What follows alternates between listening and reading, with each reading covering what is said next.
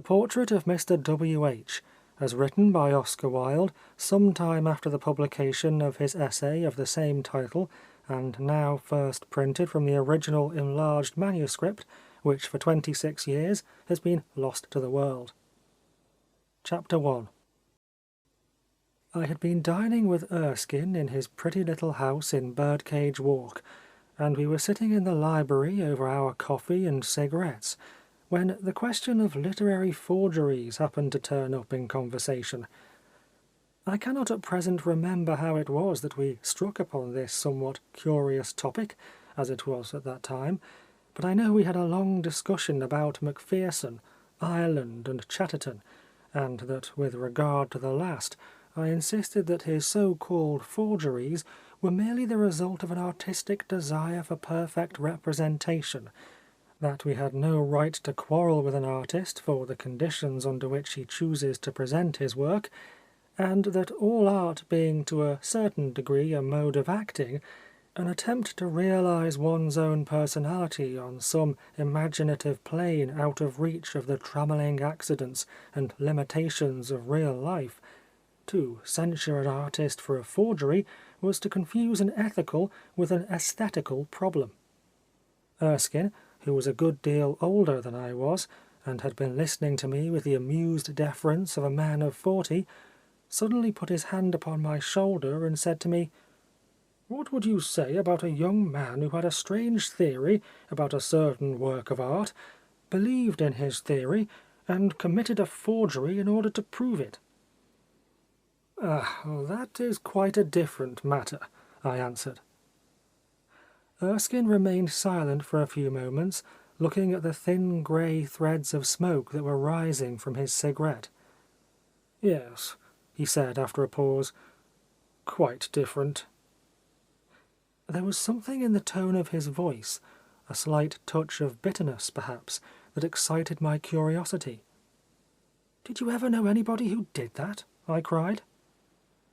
"Yes," he answered, throwing his cigarette into the fire. "A great friend of mine, Cyril Graham.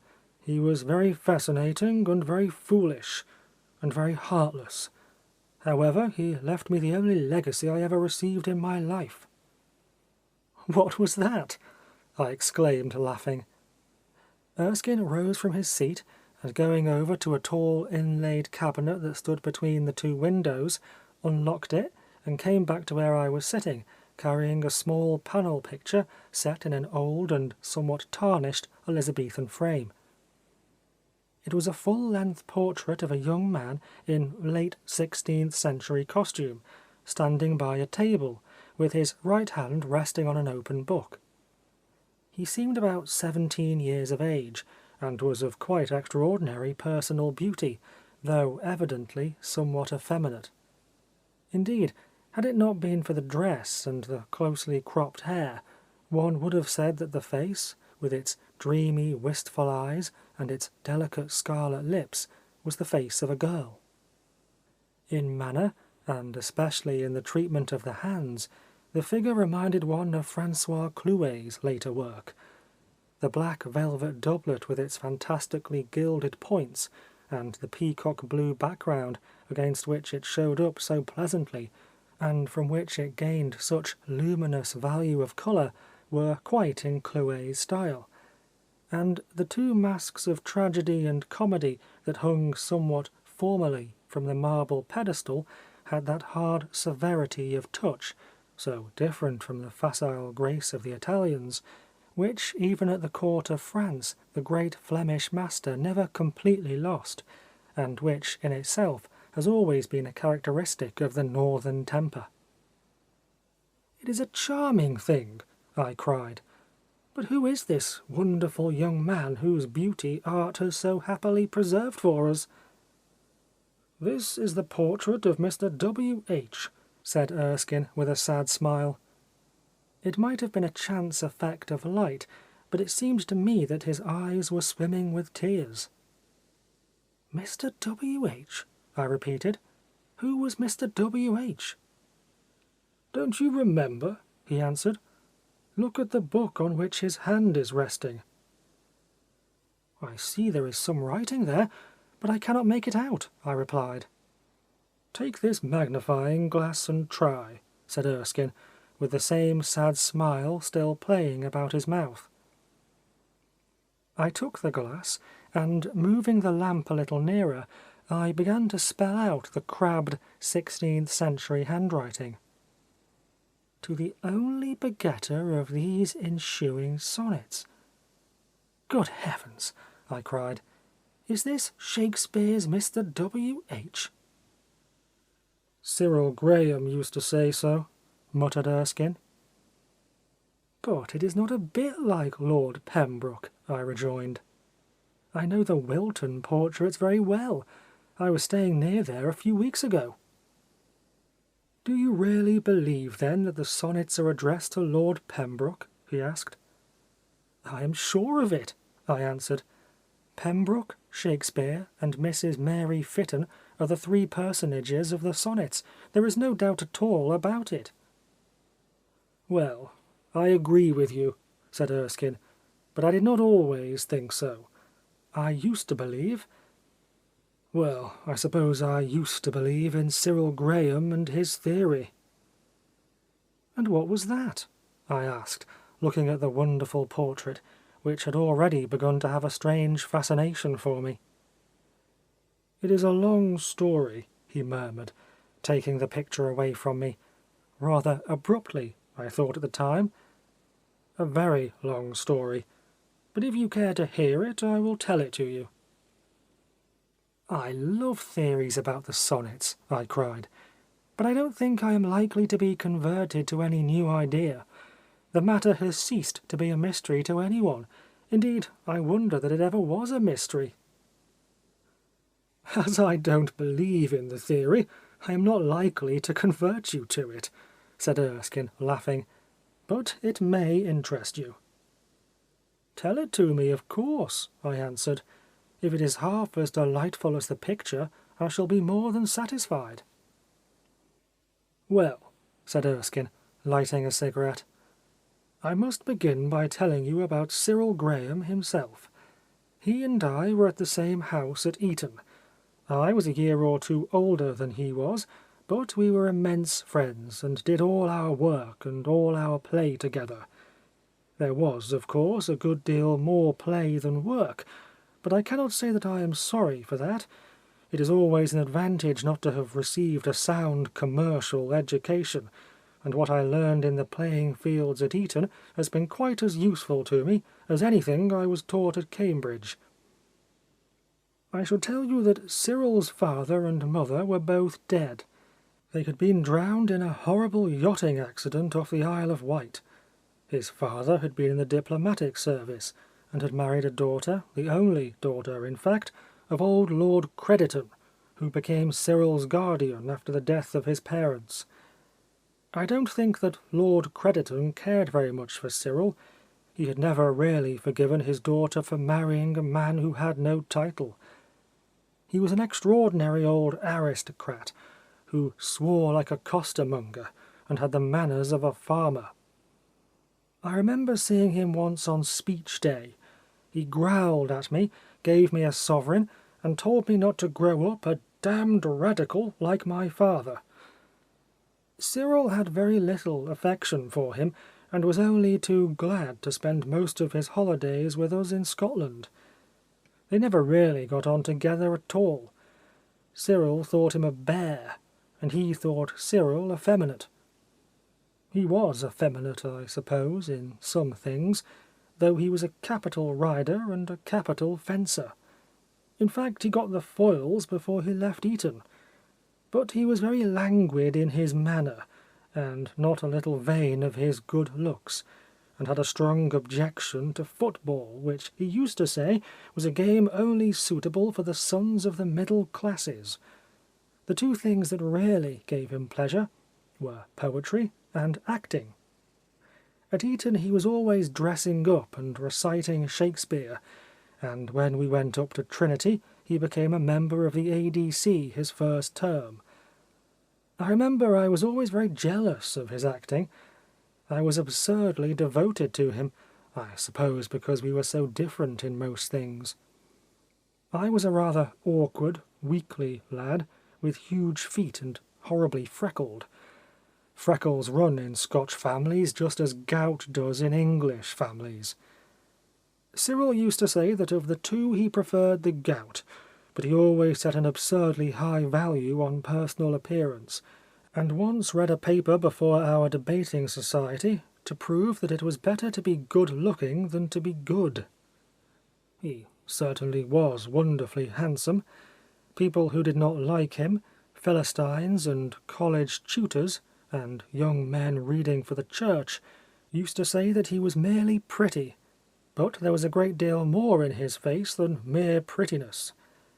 I think he was the most splendid creature I ever saw, and nothing could exceed the grace of his movements, the charm of his manner. He fascinated everybody who was worth fascinating, and a great many people who were not. He was often wilful and petulant, and I used to think him dreadfully insincere. It was due, I think, chiefly to his inordinate desire to please. Poor Cyril! I told him once that he was contented with very cheap triumphs, but he only tossed his head and smiled. He was horribly spoiled. All charming people, I fancy, are spoiled. It is the secret of their attraction. However, I must tell you about Cyril's acting. You know that no women are allowed to play at the ADC. At least, they were not in my time. I don't know how it is now. Well, of course, Cyril was always cast for the girls' parts, and when As You Like It was produced, he played Rosalind. It was a marvellous performance. You will laugh at me, but I assure you that Cyril Graham was the only perfect Rosalind I've ever seen. It would be impossible to describe to you the beauty, the delicacy, the refinement of the whole thing. It made an immediate sensation, and the horrid little theatre, as it was then, was crowded every night. Even now, when I read the play, I can't help thinking of Cyril. The part might have been written for him. He played it with such extraordinary grace and distinction. The next term he took his degree and came to London to read for the diplomatic. But he never did any work. He spent his days in reading Shakespeare's sonnets and his evenings at the theatre. He was, of course, wild to go on the stage. It was all that Lord Crediton and I could do to prevent him. Perhaps, if he had gone on the stage, he would be alive now. It is always a silly thing to give advice, but to give good advice is absolutely fatal. I hope you will never fall into that error. If you do, you will be sorry for it. Well, to come to the real point of the story, one afternoon I got a letter from Cyril asking me to come round to his rooms that evening. He had charming chambers in Piccadilly overlooking the Green Park, and as I used to go to see him almost every day, I was rather surprised at his taking the trouble to write. Of course I went, and when I arrived, I found him in a state of great excitement. He told me that he had at last discovered the true secret of Shakespeare's sonnets, that all the scholars and critics had been entirely on the wrong track, and that he was the first who, working purely by internal evidence, had found out who Mr. W.H. really was. He was perfectly wild with delight, and for a long time would not tell me his theory.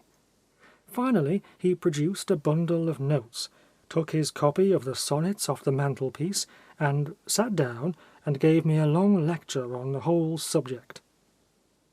He began by pointing out that the young man to whom Shakespeare addressed these strangely passionate poems must have been somebody who was a really vital factor in the development of his dramatic art, and that this could not be said of either Lord Pembroke or Lord Southampton.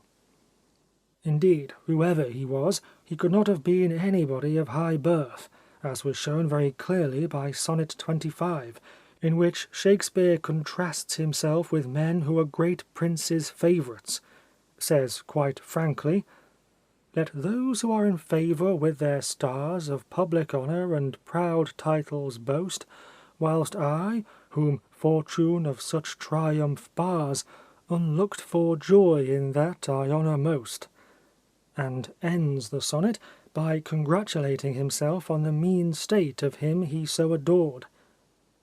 "Then happy I that love and am beloved, where I may not remove nor be removed." This sonnet Cyril declared would be quite unintelligible if we fancy that it was addressed to either the Earl of Pembroke or the Earl of Southampton, both of whom were men of the highest position in England and fully entitled to be called great princes. And he, in corroboration of this view, read me sonnets 124 and 125, in which Shakespeare tells us that his love is not the child of state, that it suffers not in smiling pomp, but is builded far from accident. I listened with a good deal of interest, for I don't think the point had ever been made before. But what followed was still more curious, and seems to me at the time to dispose entirely of Pembroke's claim.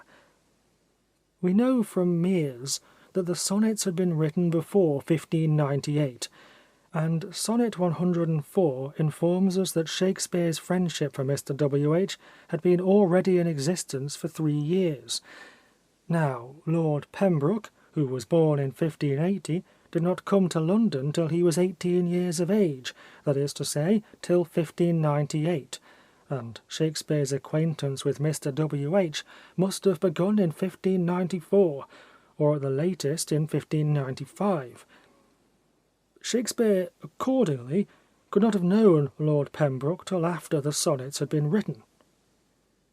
Cyril pointed out also that Pembroke's father did not die till 1601, whereas it was evident from the line, "You had a father, let your son say so," that the father of Mr. W.H. was dead in 1598, and laid great stress on the evidence afforded by the Wilton portraits, which represent Lord Pembroke as a swarthy, dark-haired man, while Mr. W.H. was one whose hair was like spun gold, and whose face the meeting-place for the lilies white and the deep vermilion in the rose, being himself fair and red, and white and red, and of beautiful aspect.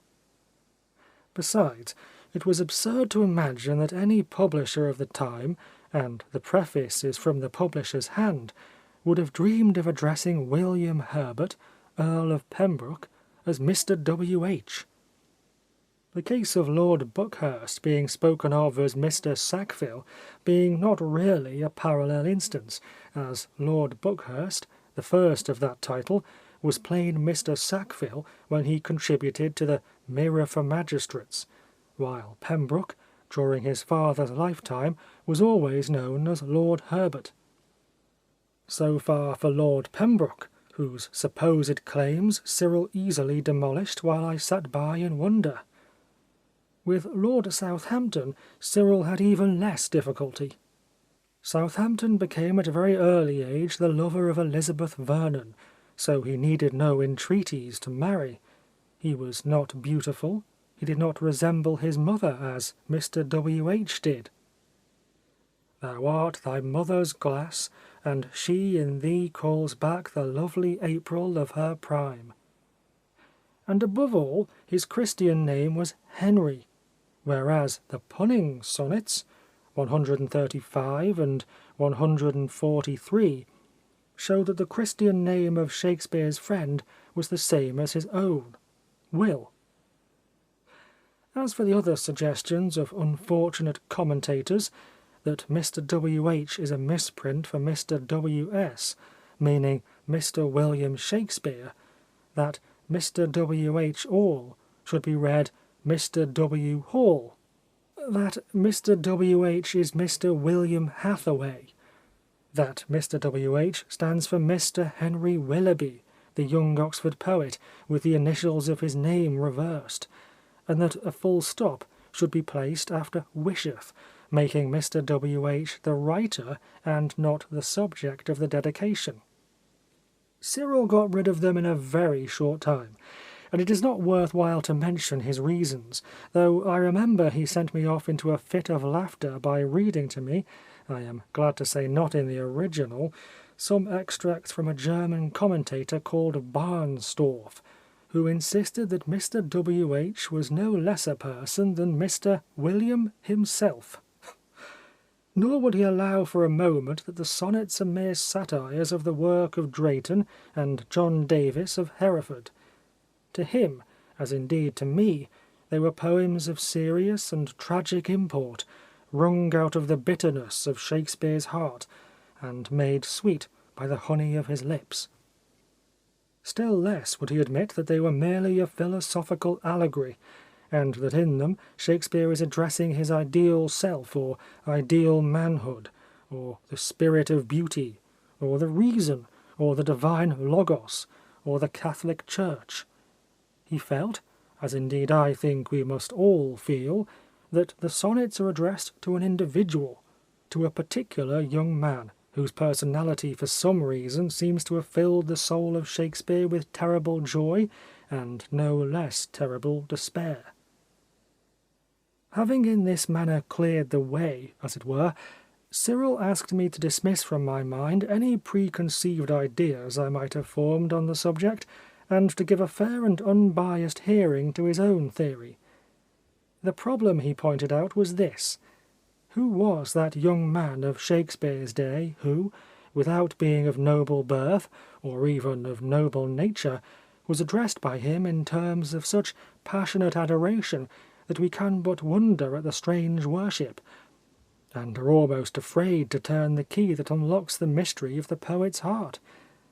Who was he whose physical beauty was such that it became the very cornerstone of Shakespeare's art, the very source of Shakespeare's inspiration, the very incarnation of Shakespeare's dreams? To look upon him as simply the object of certain love poems was to miss the whole meaning of the poems, for the art of which Shakespeare talks in the sonnets is not the art of the sonnets themselves, which indeed were to him but slight and secret things. It is the art of the dramatist to which he is always alluding, and he to whom Shakespeare said, "Thou art all my art, and dost advance as high as learning my rude ignorance." He to whom he promised immortality, where breath most breathes, even in the mouths of men. He who was to him the 10th muse, and 10 times more in worth than those old 9 which rhymers invocate, was surely none other than the boy actor for whom he created Viola and Imogen, Juliet and Rosalind, Portia and Desdemona, and Cleopatra herself. "The boy actor of Shakespeare's plays?" I cried. "Yes," said Erskine. "This was Cyril Graham's theory, evolved, as you see, purely from the sonnets themselves, and depending for its acceptance not so much on demonstrable proof, or formal evidence, but on a kind of spiritual and artistic sense, by which alone, he claimed, could the true meaning of the poems be discerned.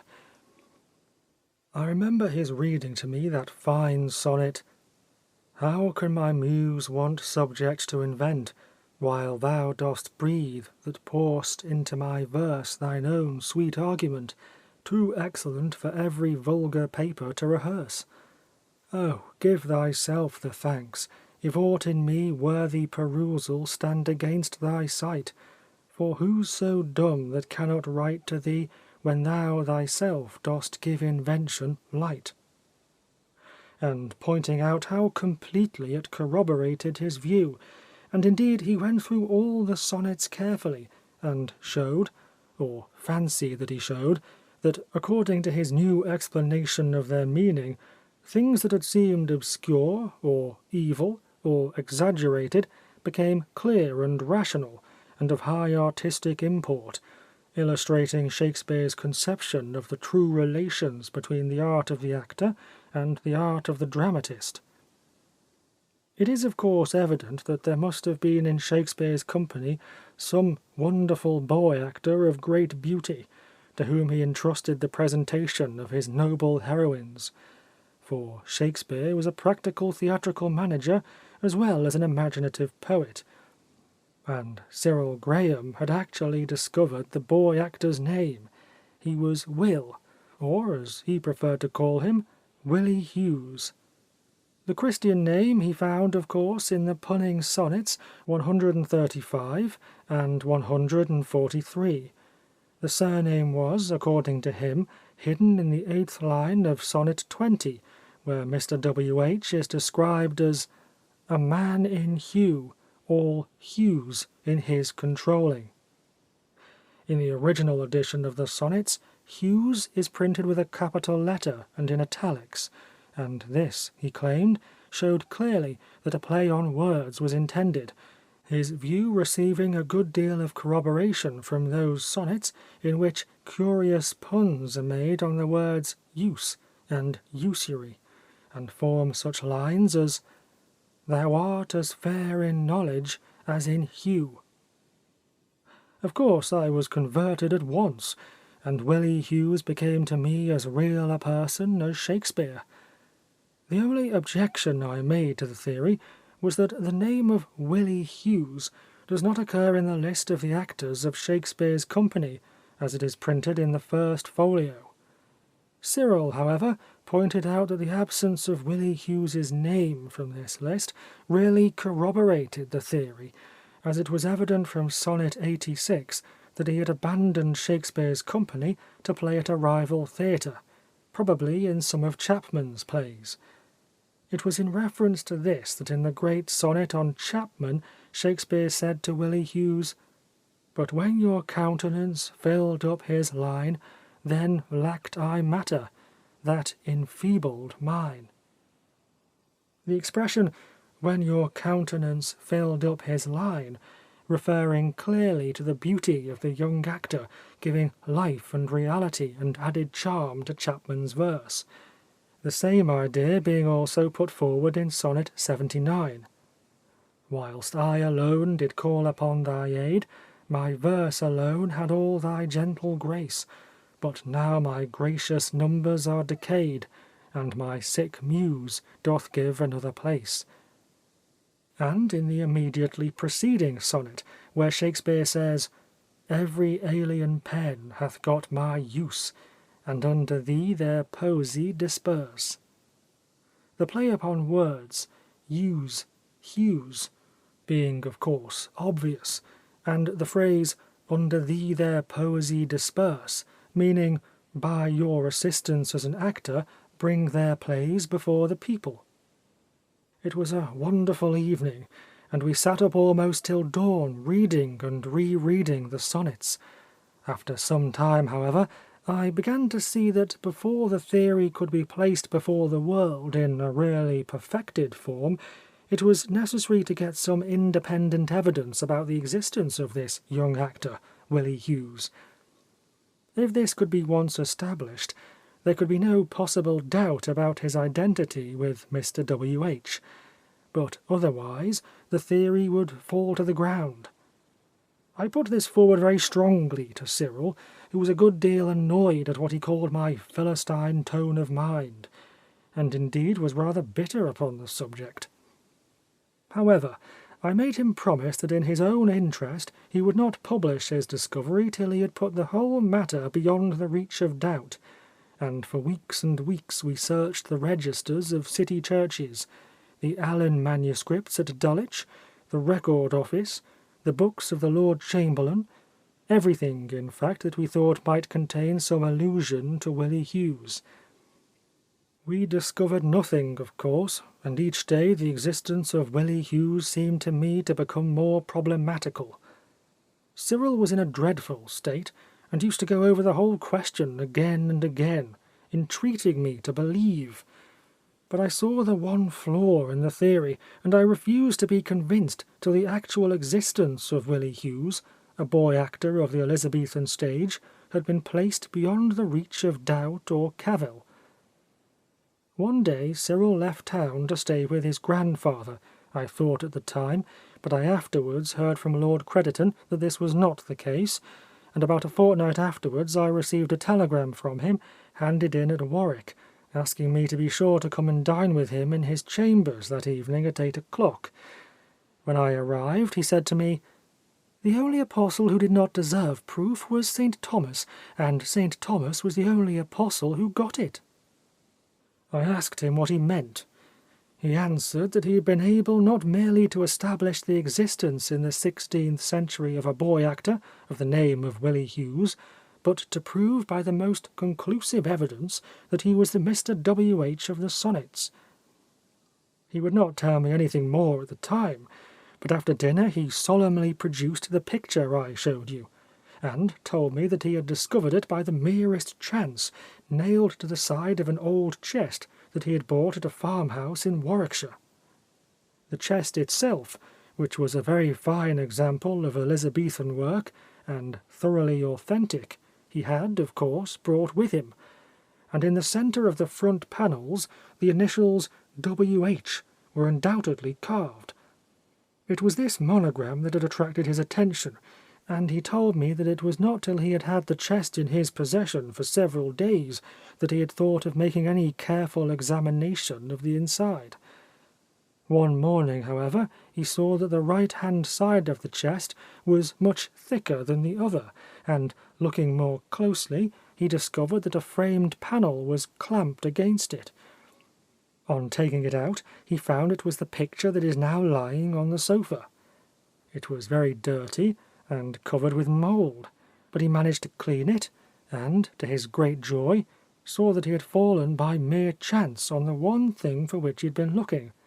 Here was an authentic portrait of Mr. W.H., with his hand resting on the dedicatory page of the Sonnets, and on the corner of the picture could be faintly seen the name of the young man himself, written in gold unsealed letters on the faded bleu de paillon ground. Master Will Hughes. Well, what was I to say?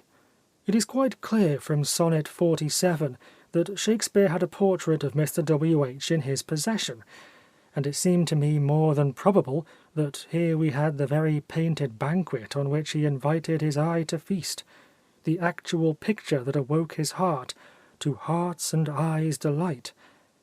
It never occurred to me for a moment that Cyril Graham was playing a trick on me, or that he was trying to prove his theory by means of a forgery.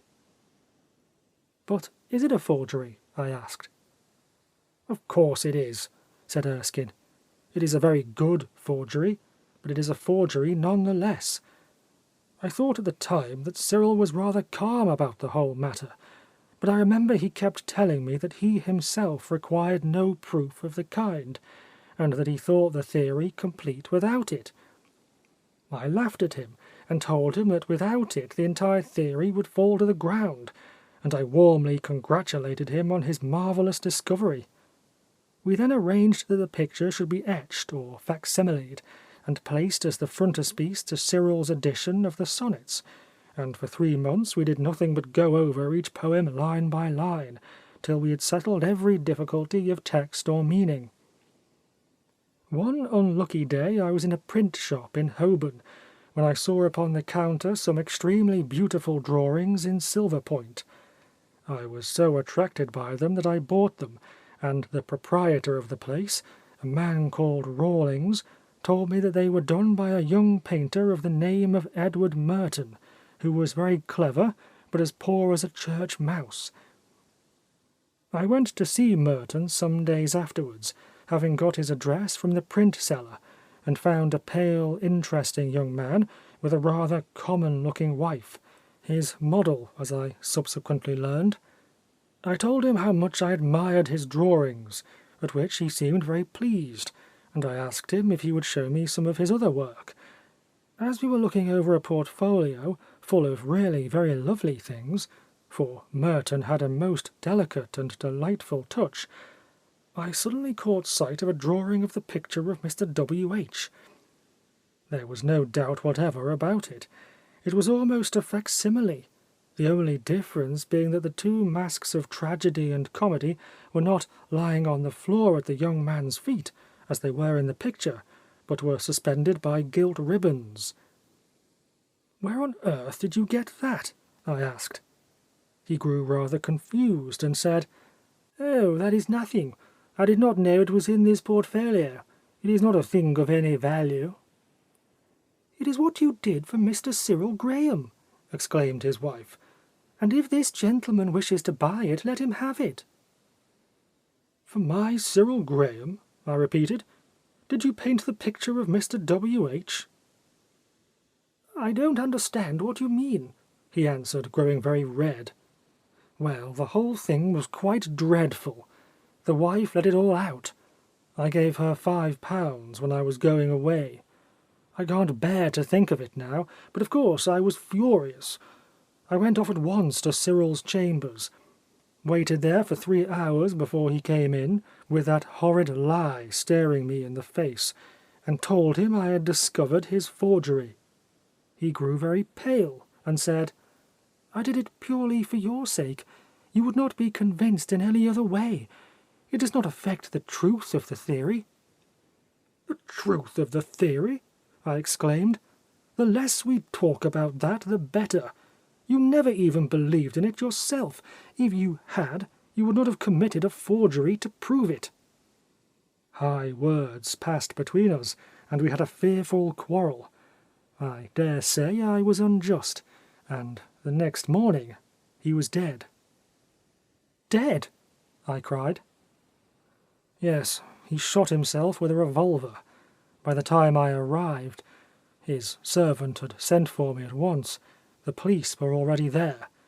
He had left a letter for me, evidently written in the greatest agitation and distress of mind." "What was in it?" I asked.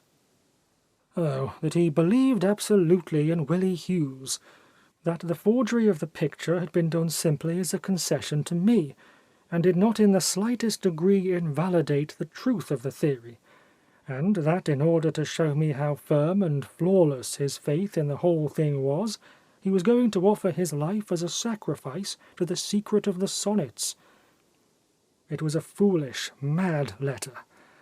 I remember he ended by saying that he entrusted to me the Willie Hughes theory, and that it was for me to present it to the world, and to unlock the secret of Shakespeare's heart."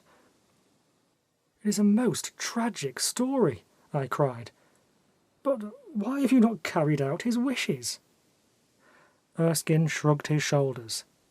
"Because it is a perfectly unsound theory from beginning to end," he answered. "My dear Erskine," I exclaimed, getting up from my seat, "you are entirely wrong about the whole matter. It is the only perfect key to Shakespeare's sonnets that has ever been made. It is complete in every detail. I believe in Willie Hughes." "Don't say that," said Erskine gravely. "I believe there is something fatal about the idea, and intellectually there is nothing to be said for it. I have gone into the whole matter, and I assure you the theory is entirely fallacious. It is plausible up to a certain point, then it stops.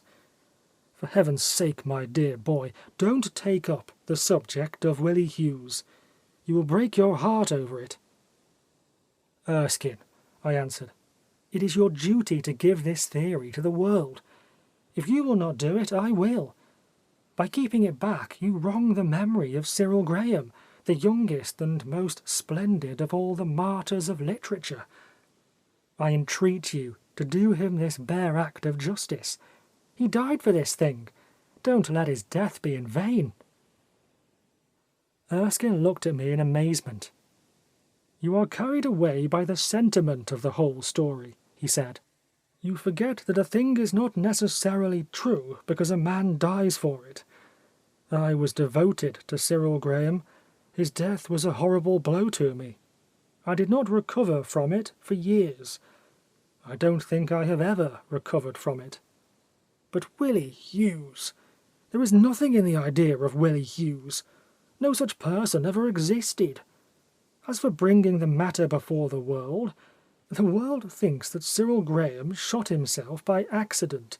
The only proof of his suicide was contained in the letter to me, and of this letter the public never heard anything. To the present day, Lord Crediton is under the impression that the whole thing was accidental." "Cyril Graham sacrificed his life to a great idea," I answered. "And if you will not tell of his martyrdom, tell at least of his faith." "His faith? said Erskine, was fixed in a thing that was false, in a thing that was unsound, in a thing that no Shakespearean scholar would accept for a moment. The theory would be laughed at. Don't make a fool of yourself, and don't follow a trail that leads nowhere. You start by assuming the existence of the very person whose existence is the thing to be proved. Besides, everybody knows that the sonnets were addressed to Lord Pembroke. The matter is settled once for all.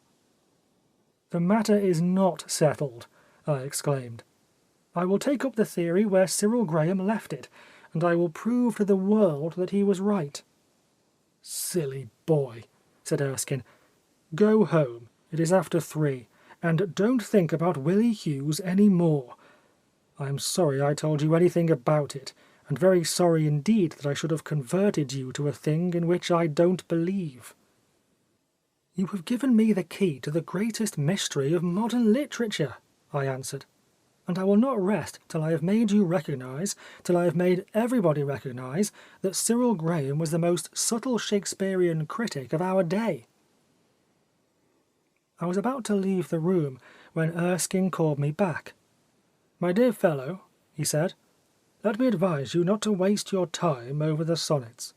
I am quite serious. After all, what do they tell us about Shakespeare? Simply that he was the slave of beauty. Well, that is the condition of being an artist, I replied. There was a strange silence for a few moments. Then Erskine got up, and looking at me with half-closed eyes, said, how you remind me of Cyril. He used to say just that sort of thing to me." He tried to smile, but there was a note of poignant pathos in his voice that I remember to the present day, as one remembers the tone of a particular violin that has charmed one, the touch of a particular woman's hand. The great events of life often leave one unmoved. They pass out of consciousness, and, when one thinks of them, become unreal. Even the scarlet flowers of passion seem to grow in the same meadow as the poppies of oblivion. We reject the burden of their memory and have anodynes against them. But the little things, the things of no moment, remain with us.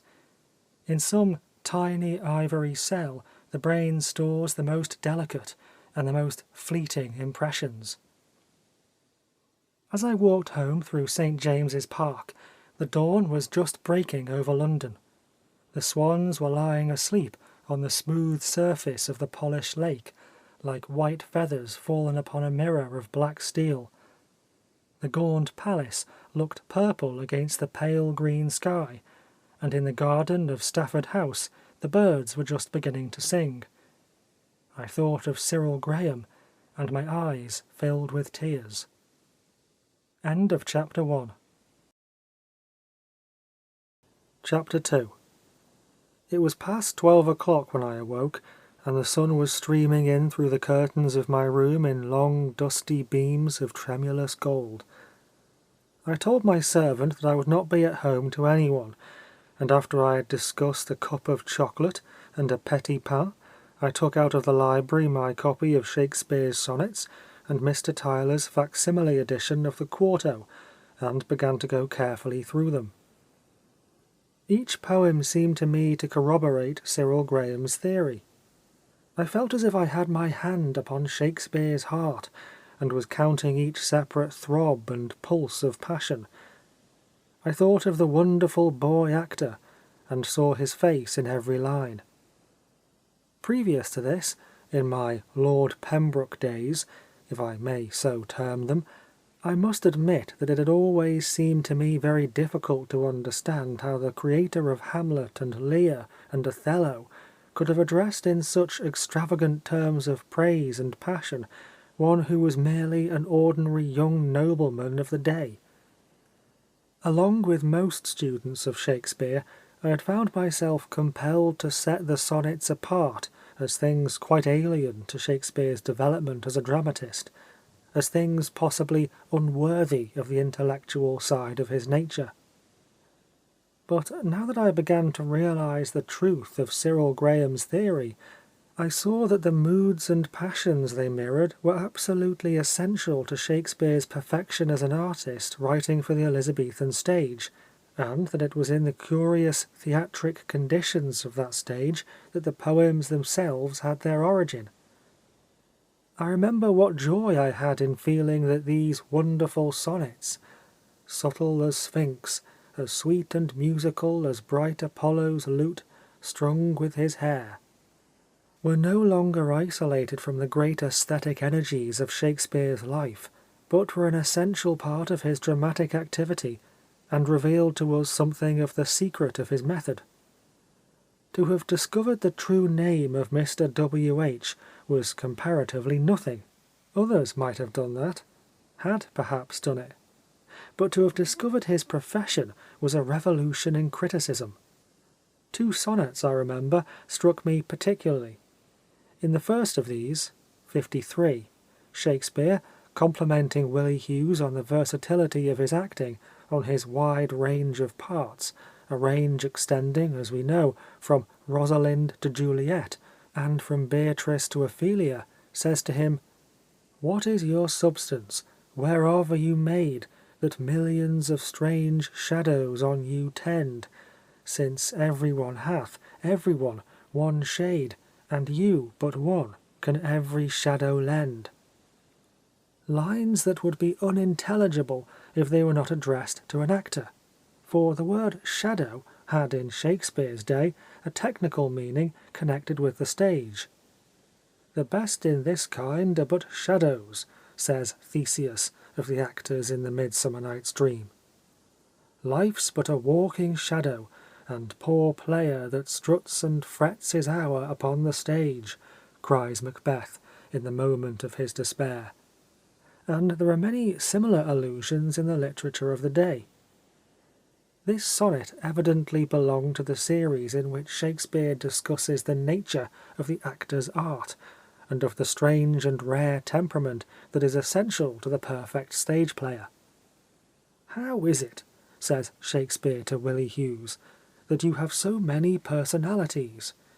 And then he goes on to point out that his beauty is such that it seems to realize every form and phase of fancy, to embody each dream of the creative imagination, an idea that is still further expanded in the sonnet that immediately follows, where, beginning with the fine thought, "Oh, how much more doth beauty beauteous seem by that sweet ornament which truth doth give," Shakespeare invites us to notice how the truth of acting, the truth of visible presentation on the stage, adds to the wonder of poetry, giving life to its loveliness, and actual reality to its ideal form. And yet, in Sonnet 67, Shakespeare calls upon Willie Hughes to abandon the stage with its artificiality, its unreal life of painted face and mimic costume, its immoral influences and suggestions, its remoteness from the true world of noble action and sincere utterance. Ah, wherefore with infection should he live, and with his presence grace impiety, that sin by him advantage should receive, and lace itself with his society? Why should false painting imitate his cheek, and steal dead seeing of his living hue? Why should poor beauty indirectly seek roses of shadow, since his rose is true? It may seem strange that so great a dramatist as Shakespeare, who realized his own perfection as an artist, and his full humanity as a man on the ideal plane of stage writing and stage playing, should have written in these terms about the theatre. But we must remember that in Sonnets 110 and 111, Shakespeare shows us that he too was wearied of the world of puppets, and full of shame at having made himself a motley to the view. Sonnet 111 is especially bitter. "Oh, for my sake do you with fortune chide, the guilty goddess of my harmful deeds, that did not better for my life provide than public means which public manners breeds. thence comes it that my name receives a brand, and almost thence my nature is subdued to what it works in, like the dyer's hand. Pity me then, and wish I were renewed. And there are many signs of the same feeling elsewhere, signs familiar to all real students of Shakespeare. One point puzzled me immensely as I read the sonnets, and it was days before I struck on the true interpretation, which indeed Cyril Graham himself seemed to have missed. I could not understand how it was that Shakespeare set so high a value on his young friend marrying. He himself had married young, and the result had been unhappiness, and it was not likely that he would have asked Willie Hughes to commit the same error. The boy player of Rosalind had nothing to gain from marriage or from the passions of real life. The early sonnets, with their strange entreaties to love children, seemed to be a jarring note. The explanation of the mystery came on me quite suddenly, and I found it in the curious dedication. It will be remembered that this dedication was as follows. To the only begetter of these ensuing sonnets, Mr. W.H., all happiness, and that eternity promised by our ever-living poet, wisheth the well-wishing adventurer in setting forth. T.T.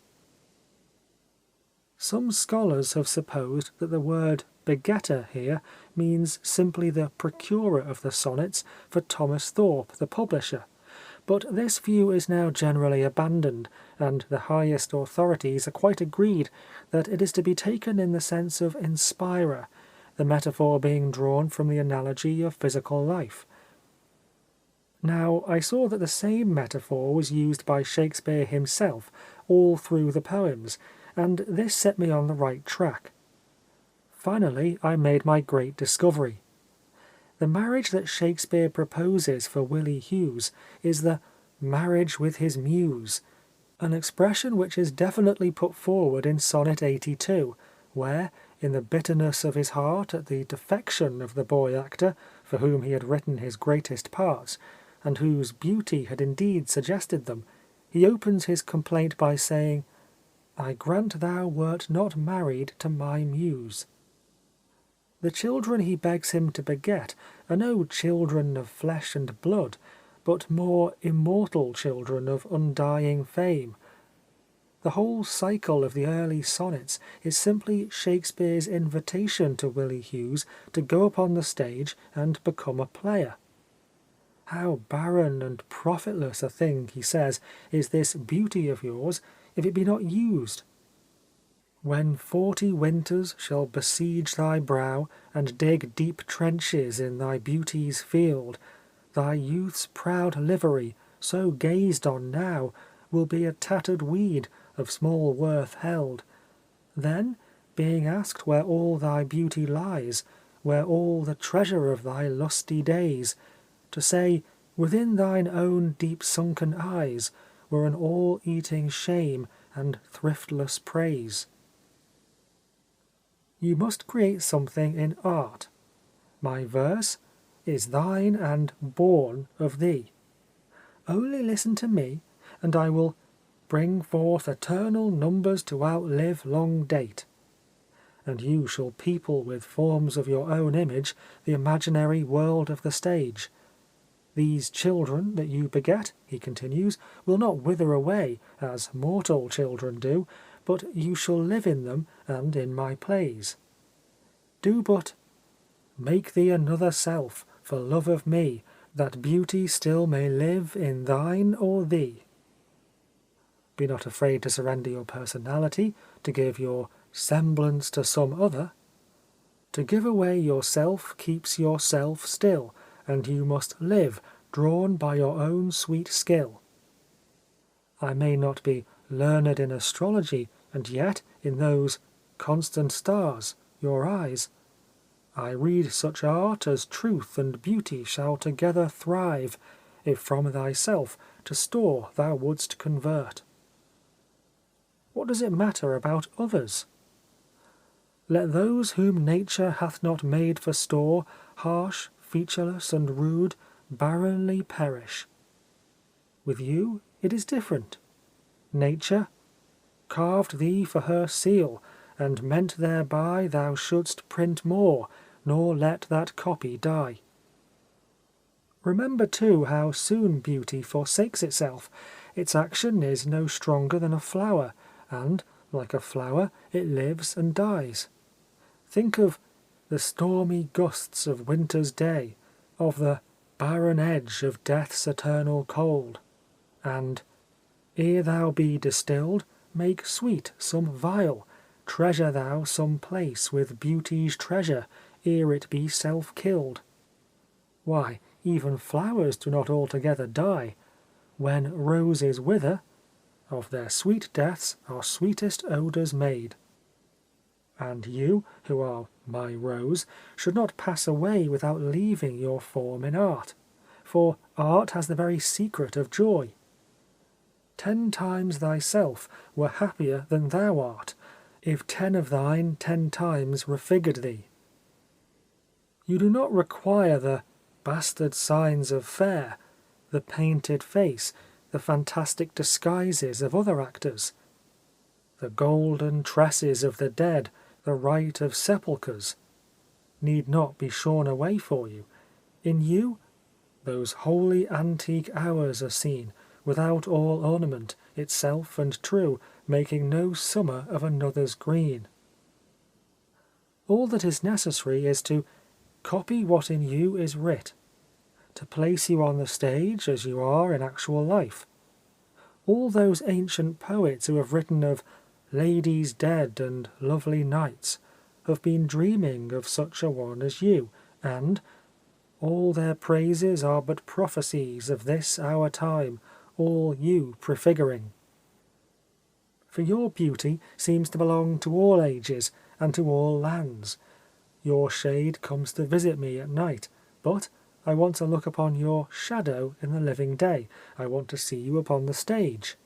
Mere description of you will not suffice.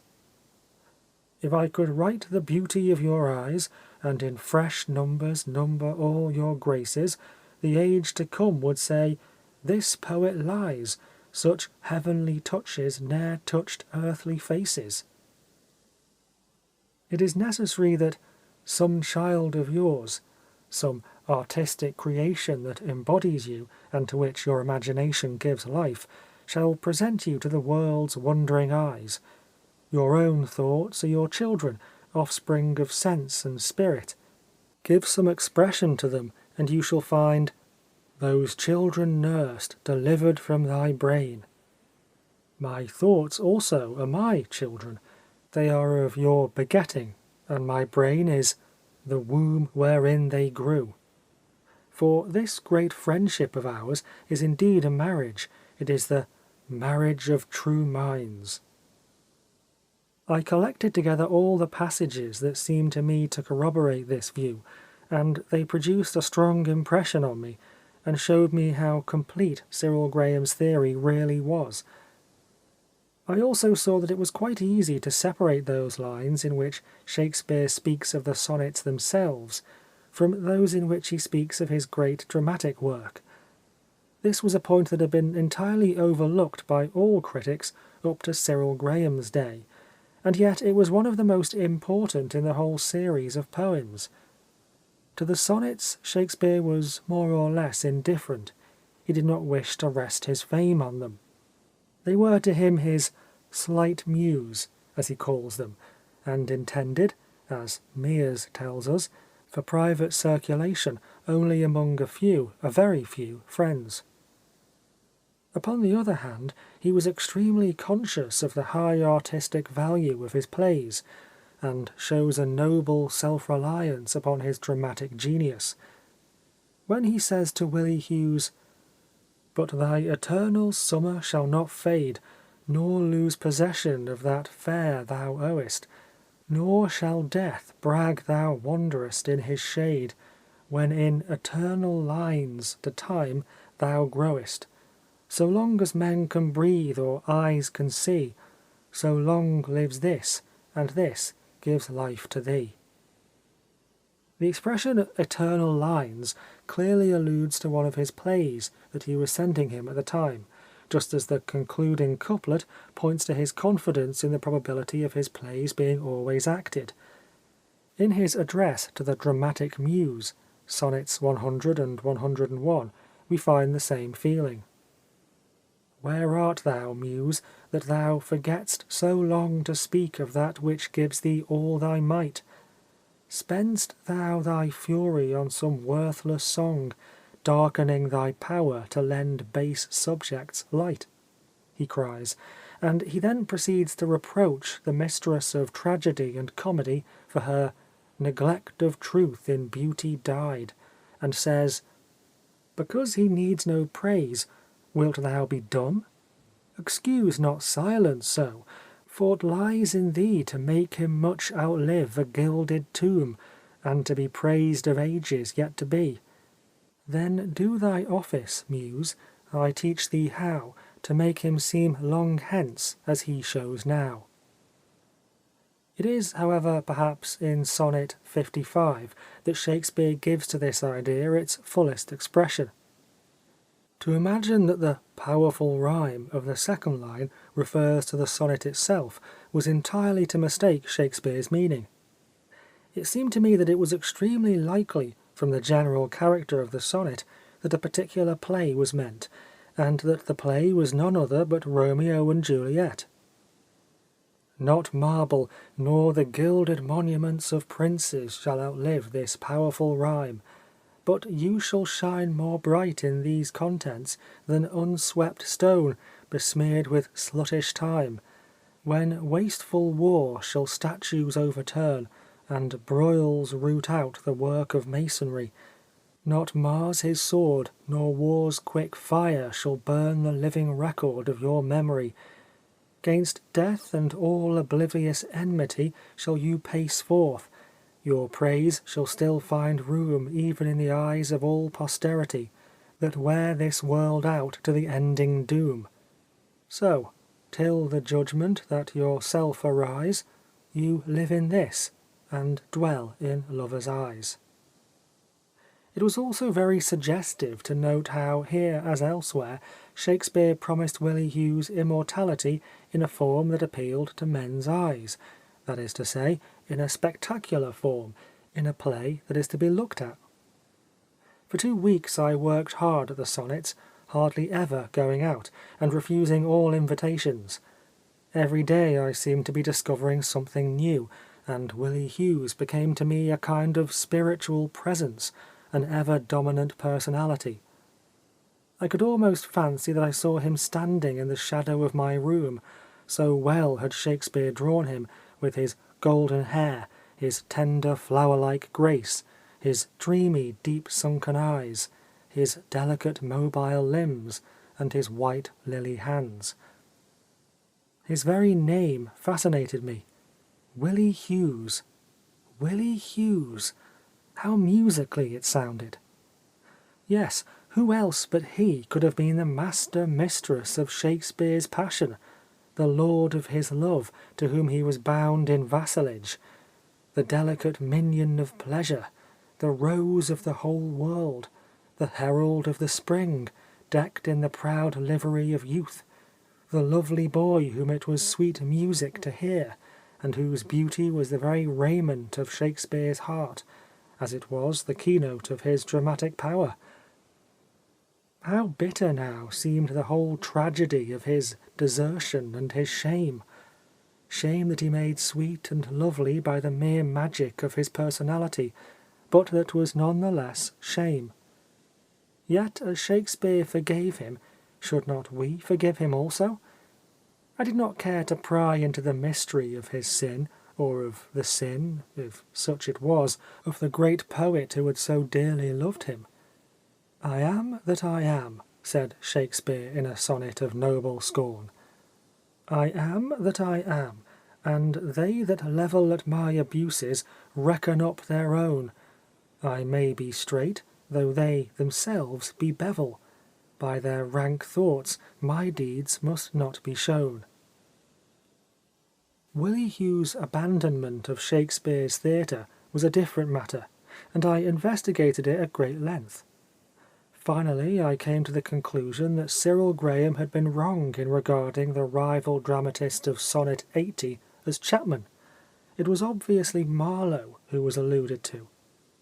At the time the sonnets were written, which must have been between 1590 and 1595, such an expression as "the proud full sail" of his great verse could not possibly have been used of Chapman's work, however applicable it might have been to the style of his later Jacobean plays. No, Marlowe was clearly the rival poet of whom Shakespeare spoke in such laudatory terms. The hymn he wrote in Willie Hugh's honour was the unfinished Hero and Leander, and that affable familiar ghost which nightly gulls him with intelligence was the Mephistopheles of his Dr. Faustus. No doubt Marlowe was fascinated by the beauty and grace of the boy actor, and lured him away from the Blackfriars Theatre that he might play the Gaveston of his Edward II. That Shakespeare had some legal right to retain Willie Hughes in his own company seems evident from Sonnet 87, where he says, "Farewell, thou art too dear for my possessing, and like enough thou knowest thy estimate. The charter of thy worth gives thee releasing, my bonds in thee are all determinate. For how do I hold thee but by thy granting? And for that riches where is my deserving? The cause of this fair gift in me is wanting, and so my patent back again is swerving. Thyself thou gav'st, thy own worth then not knowing, or me to whom thou gav'st it, else mistaking. So thy great gift, upon misprision growing, comes home again, on better judgment making. Thus have I had thee, as a dream doth flatter, in sleep a king, but waking no such matter." But him whom he could not hold by love, he would not hold by force. Willie Hughes became a member of Lord Pembroke's company, and perhaps, in the open yard of the Red Bull Tavern, played the part of King Edward's delicate minion. On Marlowe's death, he seems to have returned to Shakespeare, who, whatever his fellow partners may have thought of the matter, was not slow to forgive the wilfulness and treachery of the young actor. How well, too, had Shakespeare drawn the temperament of the stage player! Willie Hughes was one of those that do not do the thing they most do show, who, moving others, are themselves as stone. He could act love, but could not feel it, could mimic passion without realizing it. In many's looks the false heart's history is writ in moods and frowns and wrinkles strange. But with Willie Hughes it was not so. Heaven, says Shakespeare in a sonnet of mad idolatry, heaven in thy creation did decree that in thy face sweet love should ever dwell. Whate'er thy thoughts or thy heart's workings be, thy looks should nothing thence but sweetness tell. In his inconstant mind and his false heart, it was easy to recognize the insincerity that somehow seems inseparable from the artistic nature, as in his love of praise, that desire for immediate recognition that characterizes all actors. And yet, more fortunate in this than other actors, Willie Hughes was to know something of immortality. Intimately connected with Shakespeare's plays, he was to live in them and by their production. Your name from hence immortal life shall have, though I, once gone, to all the world must die. The earth can yield me but a common grave, when you, entombed in men's eyes, shall lie. Your monument shall be my gentle verse, which eyes not yet created shall o'erread, and tongues to be your being shall rehearse, when all the breathers of this world are dead. Nash, with his venomous tongue, had railed against Shakespeare for reposing eternity in the mouth of a player, the reference being obviously to the sonnets. But to Shakespeare The actor was a deliberate and self-conscious fellow worker who gave form and substance to a poet's fancy, and brought into drama the elements of a noble realism. His silence could be as eloquent as words, and his gesture as expressive, and in those terrible moments of Titan agony or of godlike pain, when thought outstrips utterance, when the soul, sick with excess of anguish, stammers or is dumb, and the very raiment of speech is rent and torn by passion in its storm, then the actor could become, though it were but for a moment, a creative artist, and touch by his mere presence and personality those springs of terror and of pity to which tragedy appeals. This full recognition of the actor's art and of the actor's power was one of the things that distinguished the romantic from the classical drama, and one of the things, consequently, that we owed to Shakespeare, who, fortunate in much, was fortunate also in this, that he was able to find Richard Burbage and to fashion Willie Hughes. With what pleasure he dealt upon Willie Hughes' influence over his audience, the gazers, as he calls them. With what charm of fancy did he analyse the whole art?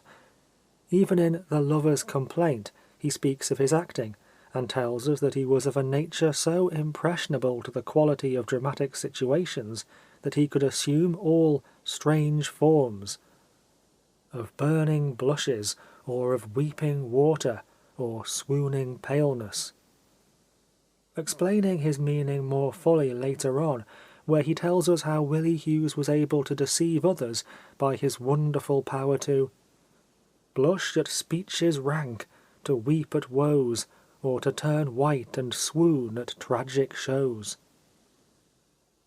It had never been pointed out before that the shepherd of this lovely pastoral, whose youth in art and art in youth are described with such subtlety of phrase and passion, was none other than the Mr. W.H. of the Sonnets.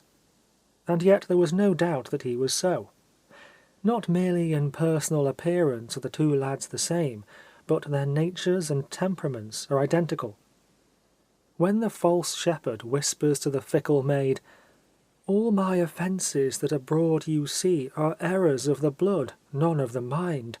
Love made them not." When he says of his lovers, "Harm have I done to them, but ne'er was harmed. Kept hearts in liveries, but mine own was free, and reigned commanding in his monarchy."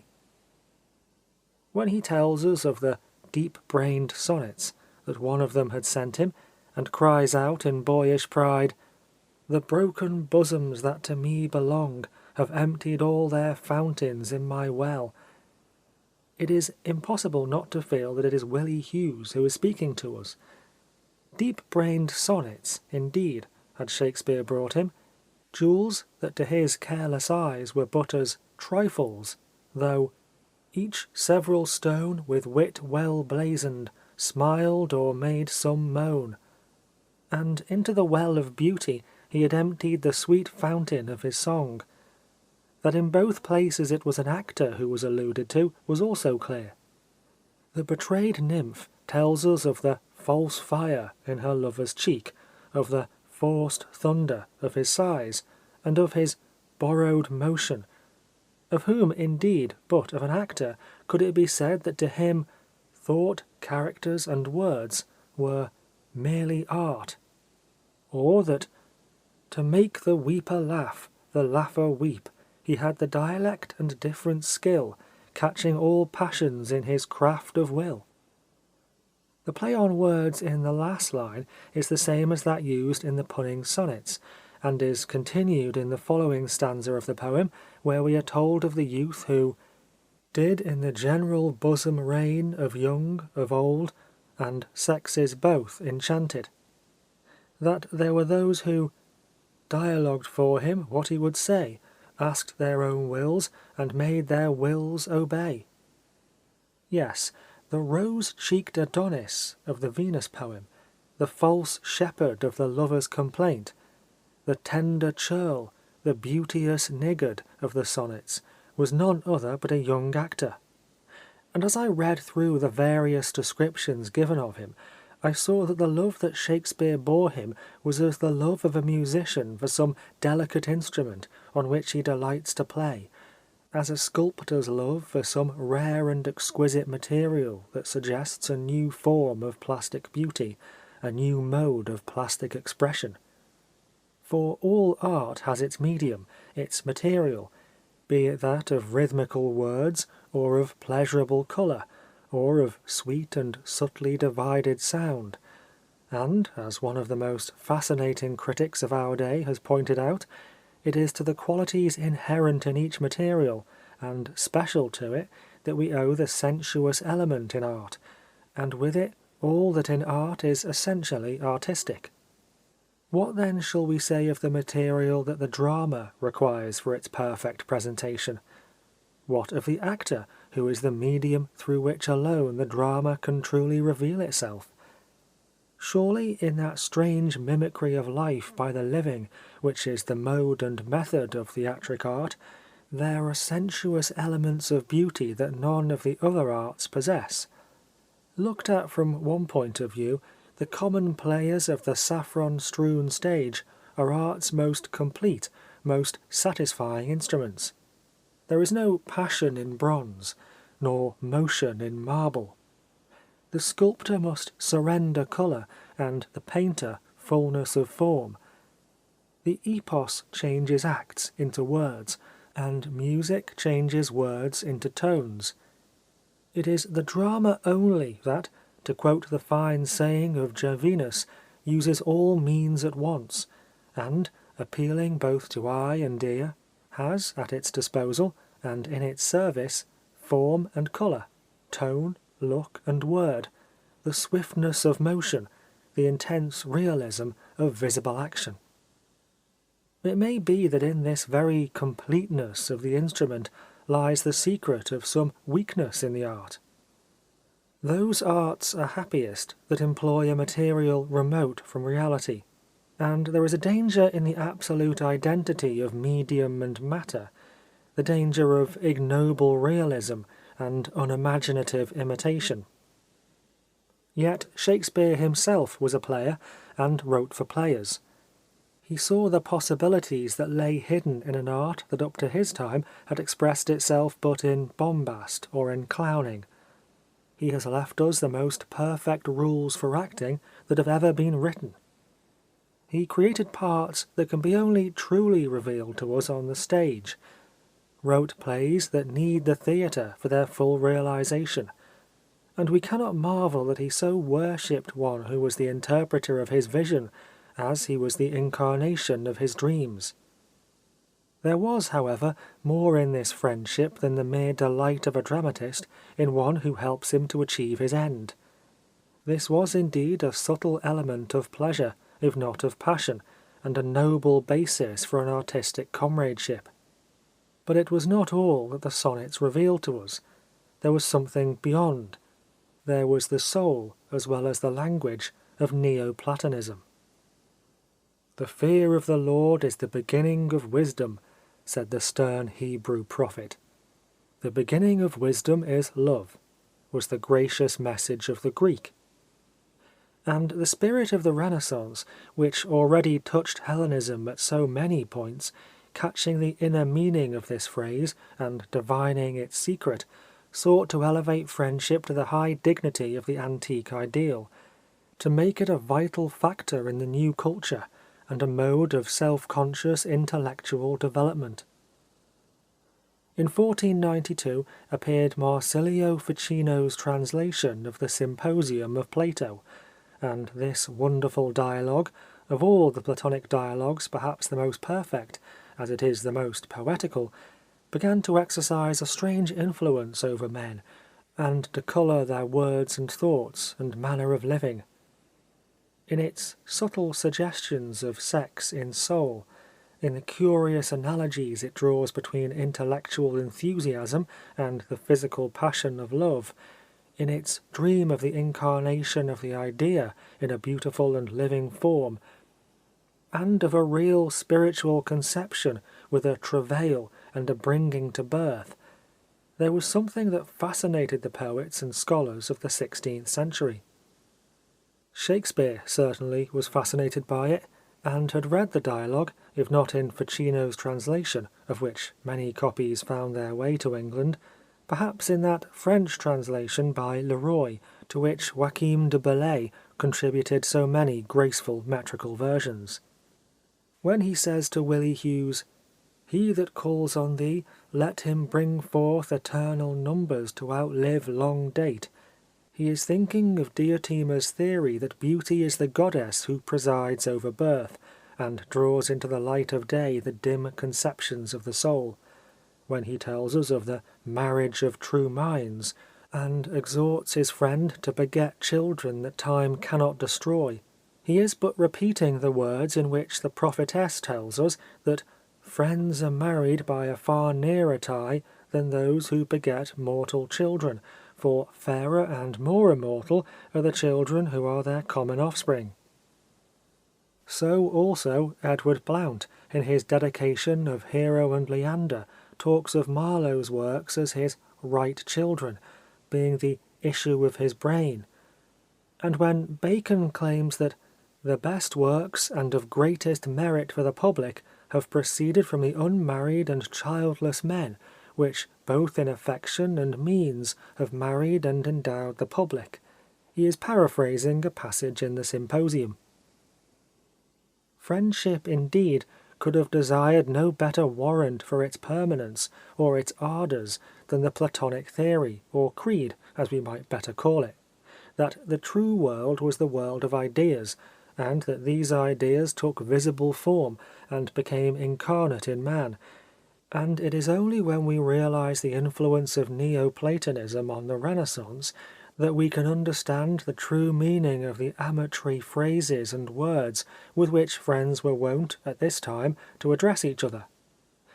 There was a kind of mystic transference of the expressions of the physical sphere to a sphere that was spiritual, that was removed from gross bodily appetite, and in which the soul was lord. Love had indeed entered the olive garden of the new academe, but he wore the same flame-coloured raiment, and had the same words of passion on his lips. Michelangelo, the haughtiest spirit in Italy, as he has been called, addresses the young Tommaso Cavalieri in such fervent and passionate terms that some have thought that the sonnets in question must have been intended for that noble lady, the widow of the Marchese di Pescara, whose white hand, when she was dying, the great sculptor's lips had stooped to kiss. But that it was to Cavalieri that they were written, and that the literal interpretation is the right one, is evident not merely from the fact that Michelangelo plays with his name, as Shakespeare plays with the name of Willie Hughes, but from the direct evidence of Varchi, who was well acquainted with the young man, and who, indeed, tells us that he possessed, besides incomparable personal beauty, so much charm of nature, such excellent abilities, and such a graceful manner, that he deserved, and still deserves, to be the better loved the more he is known. Strange as these sonnets may seem to us now, when rightly interpreted, they merely serve to show with what intense and religious fervour Michelangelo addressed himself to the worship of intellectual beauty, and how, to borrow a fine phrase from Mr. Symonds, he pierced through the veil of flesh and sought the divine idea it imprisoned.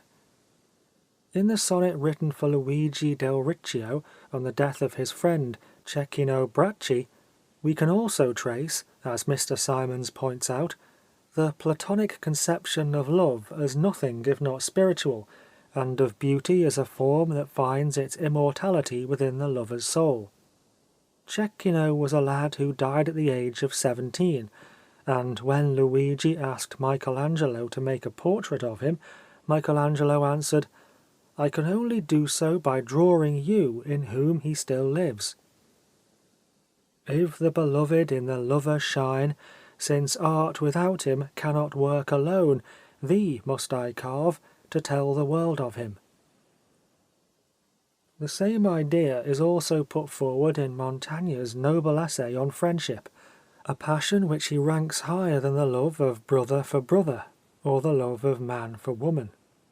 He tells us, I quote from Florio's translation, one of the books with which Shakespeare was familiar, how perfect amity is indivisible, how it possesseth the soul and sways it in all sovereignty, and how, by the interposition of a spiritual beauty, the desire of a spiritual conception is engendered in the beloved.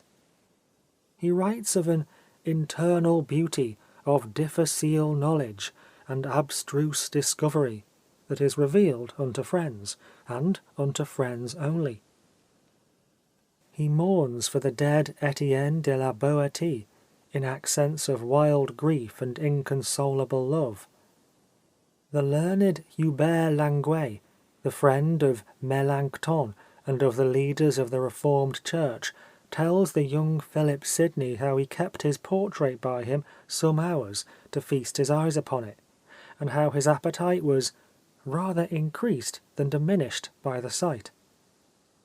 And Sidney writes to him, "The chief hope of my life, next to the everlasting blessedness of heaven, will always be the enjoyment of true friendship, and there you shall have the chiefest place."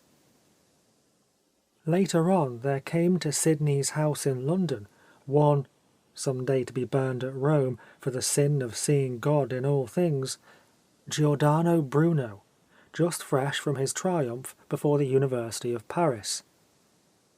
A filosofia e necessario amore were the words ever upon his lips, and there was something in his strange ardent personality that made men feel that he had discovered the new secret of life. Ben Jonson, writing to one of his friends, subscribes himself "your true lover," and dedicates his noble eulogy on Shakespeare to the memory of my beloved. Richard Barnfield, in his Affectionate Shepherd, flutes on soft Virgilian reed the story of his attachment to some young Elizabethan of the day. Out of all the eclogues, Abraham Flounce selects the second for translation, and Fletcher's lines to Master W.C. show what fascination was hidden in the mere name of Alexis. It was no wonder then that Shakespeare had been stirred by a spirit that so stirred his age. There had been critics, like Hallam, who had regretted that the sonnets had ever been written, who had seen in them something dangerous, something unlawful even. To them it would have been sufficient to answer in Chapman's noble words, "There is no danger to a man that knows what life and death is. There's not any law exceeds his knowledge, neither is it lawful that he should stoop to any other law." But it was evident that the sonnets needed no such defence as this, and that those who had talked of the folly of excessive and misplaced affection had not been able to interpret either the language or the spirit of these great poems, so intimately connected with the philosophy and the art of their time. It is no doubt true that to be filled with an absorbing passion is to surrender the security of one lover's life, and yet in such surrender there may be gain. Certainly there was for Shakespeare. When Pico della Mirandola crossed the threshold of the villa of Correggi and stood before Marsilio Ficino in all the grace and comeliness of his wonderful youth, the aged scholar seemed to see in him the realization of the Greek ideal, and determined to devote his remaining years to the translation of Plotinus, that new Plato, in whom, as Mr. Pater reminds us, the mystical element in the Platonic philosophy had been worked out to the utmost limit of vision and ecstasy. A romantic friendship with a young Roman of his day initiated Winckelmann into the secret of Greek art, taught him the mystery of its beauty and the meaning of its form. In Willie Hughes, Shakespeare found not merely a most delicate instrument for the presentation of his art, but the visible incarnation of his idea of beauty, and it is not too much to say that to this young actor, whose very name the dull writers of his age forgot to chronicle, the romantic movement of English literature is largely indebted. End of Chapter 2. Chapter 3. One evening I thought that I'd really discovered Willie Hughes in Elizabethan literature. In a wonderfully graphic account of the last days of the great Earl of Essex, his chaplain Thomas Nell tells us that the night before the Earl died, he called William Hughes, which was his musician, to play upon the virginals and to sing. "Play," said he, "my song, Will Hughes, and I will sing it myself." So he did it most joyfully, not as the howling swan, which, still looking down, waileth her end, but as a sweet lark, lifting up his hands and casting his eyes to his God. With this mounted the crystal skies, and reached with his unwearied tongue the top of highest heavens. Surely the boy who played on the virginals to the dying father of Sidney's Stella was none other than the Will Hughes to whom Shakespeare dedicated the sonnets, and who tells us was himself sweet music to hear. Yet Lord Essex died in 1576, when Shakespeare was but 12 years of age. It was impossible that his musician could have been the Mr. W.H. of the sonnets. Perhaps Shakespeare's young friend was the son of the player upon the virginals. It was at least something to have discovered that Will Hughes was an Elizabethan name. Indeed, the name Hughes seemed to have been closely connected with music and the stage. The first English actress was the lovely Margaret Hughes, whom Prince Rupert so madly adored. What more probable than that between her and Lord Essex' musician had come the boy actor of Shakespeare's plays? In 1587 a certain Thomas Hughes brought out at Gray's Inn a Euripidean tragedy entitled The Misfortunes of Arthur, receiving much assistance in the arrangement of the dumb shows from one Francis Bacon, then a student of law. Surely he was some near kinsman of the lad to whom Shakespeare said, "Take all my loves, my love, yea, take them all." The profitless usurer of unused beauty, as he describes him. But the proofs, the links, where were they?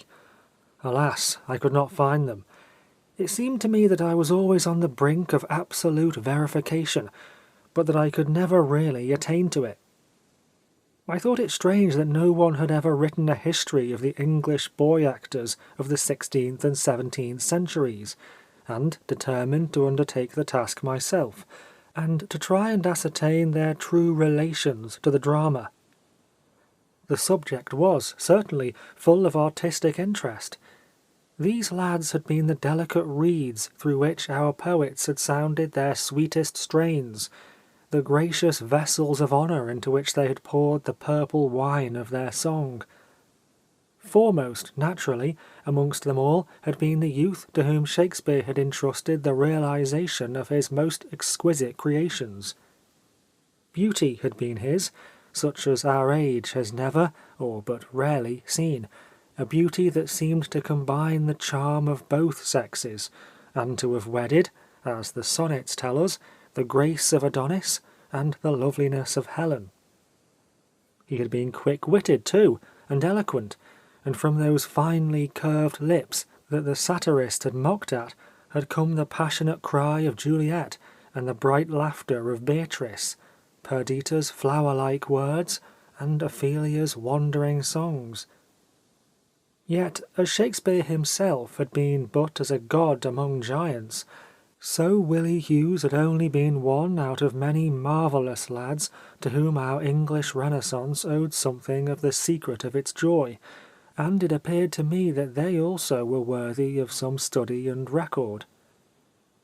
In a little book with fine vellum leaves and damask silk cover, a fancy of mine in those fanciful days, I accordingly collected such information as I could about them, and even now there is something in the scanty record of their lives, in the mere mention of their names, that attracts me.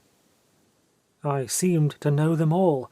Robin Armin, the goldsmith's lad who was lured by Tarleton to go on the stage, Sandford, whose performance of the courtesan Flamantia Lord Burleigh witnessed at Gray's Inn, Cook, who played Agrippina in the tragedy of Sejanus, Nat Field, whose young and beardless portrait is still preserved for us at Dulwich, and who in Cynthia's Revels played the queen and huntress chaste and fair, Gil Carey, who, attired as a mountain nymph, sang in the same lovely masque Echo's Song of Morning for Narcissus, Parsons, the Salmacis of the strange pageant of Tamburlaine, Will Osler, who was one of the children of the Queen's Chapel and accompanied King James to Scotland, George Vernon, to whom the king sent a cloak of scarlet cloth and a cape of crimson velvet,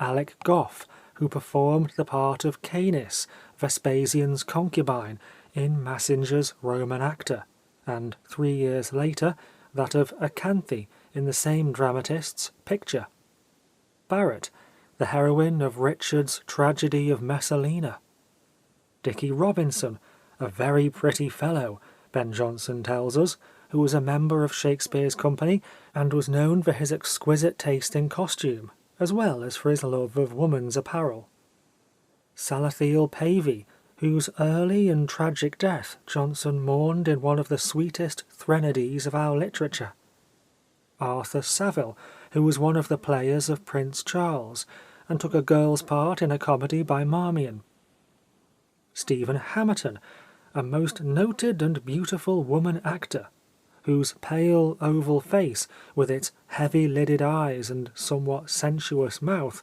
looks out at us from a curious miniature of the time, Hart, who made his first success by playing the Duchess in the tragedy of The Cardinal, and who, in a poem that is clearly modelled upon some of Shakespeare's sonnets, is described by one who had seen him as beauty to the eye and music to the ear, and Kynaston, of whom Betterton said that it has been disputed among the judicious whether any woman could have more sensibly touched the passions, and whose white hands and amber-coloured hair seem to have retarded by some years the introduction of actresses upon our stage. The Puritans, with their uncouth morals and ignoble minds, had of course railed against them, and dwelt on the impropriety of boys disguising as women, and learning to affect the manners and passions of the female sex. Gosson, with his shrill voice, and Prynne, soon to be made earless for many shameful slanders, and others to whom the rare and subtle sense of abstract beauty was denied, had from pulpit and through pamphlet said foul or foolish things to their dishonour. To Francis Lenton, writing in 1629 what he speaks of as loose action, mimic gesture, by a poor boy clad in a princely vesture, is but one of the many tempting baits of hell, which draw more youth unto the damned cell of furious lust than all the devil could do since he obtained his first overthrow. Deuteronomy was quoted, and the ill-digested learning of the period laid under contribution. Even our own time had not appreciated the artistic conditions of the Elizabethan and Jacobean drama. One of the most brilliant and intellectual actresses of this century had laughed at the idea of a lad of 17 or 18 playing Imogen, or Miranda, or Rosalind. How could any youth, however gifted and specially trained, even faintly suggest these fair and noble women to an audience? One quite pities Shakespeare, who had to put up with seeing his brightest creations marred, misrepresented, and spoiled. In his book on Shakespeare's predecessors, Mr. John Addington Symonds also had talked of hobbledehoys, trying to represent the pathos of Desdemona and Juliet's passion. Were they right? Are they right? I did not think so then. I do not think so now. Those who remember the Oxford production of the Agamemnon the fine utterance and marble dignity of the Clytemnestra, the romantic and imaginative rendering of the prophetic madness of Cassandra, will not agree with Lady Martin or Mr. Symonds in their strictures on the condition of the Elizabethan stage. Of all the motives of dramatic curiosity used by our great playwrights, there is none more subtle or more fascinating than the ambiguity of the sexes. This idea, invented, as far as an artistic idea can be said to be invented, by Lyly, perfected and made exquisite for us by Shakespeare, seems to me to owe its origin, as it certainly owes its possibility of lifelike presentation, to the circumstance that the Elizabethan stage, like the stage of the Greeks, admitted the appearance of no female performers. It is because Lyly was writing for the boy actors of St. Paul's that we have the confused sexes and complicated loves of Philida and Galathea. It is because Shakespeare was writing for Willie Hughes that Rosalind dons doublet and hose, and calls herself Ganymede, that Viola and Julia put on page's dress, that Imogen steals away in male attire.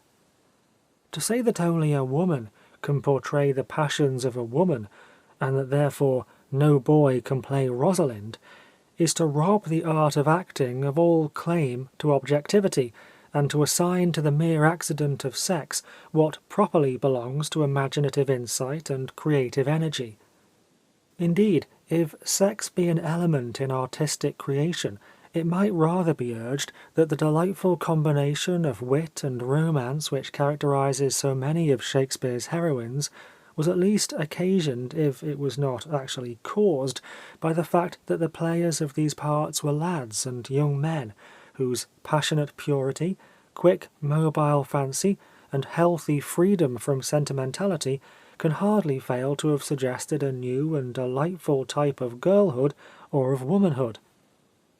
The very difference of sex between the player and the party represented must also, as Professor Ward points out, have constituted one more demand upon the imaginative capacities of the spectators, and must have kept them from that over-realistic identification of the actor with his role, which is one of the weak points in modern theatrical criticism.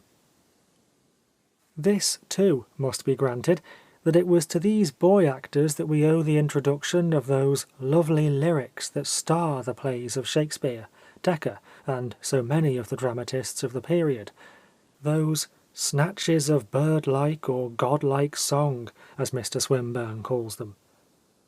For it was out of the choirs of the cathedrals and royal chapels of England that most of these lads came, and from their earliest years they had been trained in the singing of anthems and madrigals, and in all that concerns the subtle art of music. Chosen at first for the beauty of their voices, as well as for a certain comeliness and freshness of appearance, they were then instructed in gesture, dancing, and elocution, and taught to play both tragedies and comedies in the English as well as in the Latin language. Indeed, acting seems to have formed part of the ordinary education of the time, and to have been much studied not merely by the scholars of Eton and Westminster, but also by the students of the universities of Oxford and Cambridge, some of whom went afterwards upon the public stage, as is becoming not uncommon in our own day.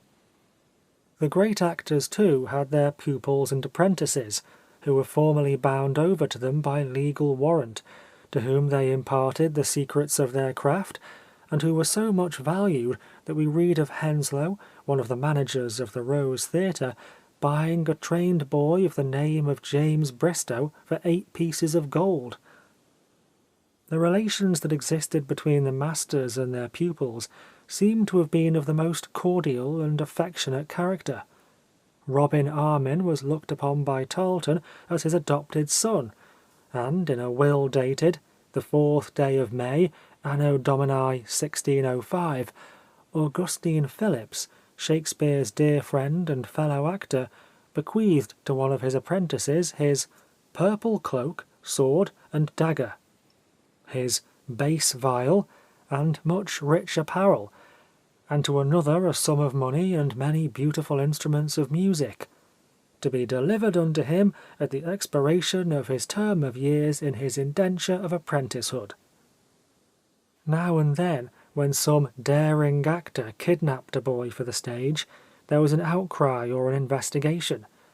In 1600, for instance, a certain Norfolk gentleman of the name of Henry Clifton came to live in London in order that his son, then about 13 years of age, might have the opportunity of attending the Bluecoat School, and from a petition which he presented to the Star Chamber, and which has been recently brought to light by Mr. Greenstreet, we learn that as the boy was walking quietly to Christ Church Cloister one winter morning, he was waylaid by James Robinson, Henry Evans, and Nathaniel Giles, and carried off to the Blackfriars Theatre, amongst a company of lewd and dissolute mercenary players, as his father calls them, in order that he might be trained in acting of parts in base plays and interludes.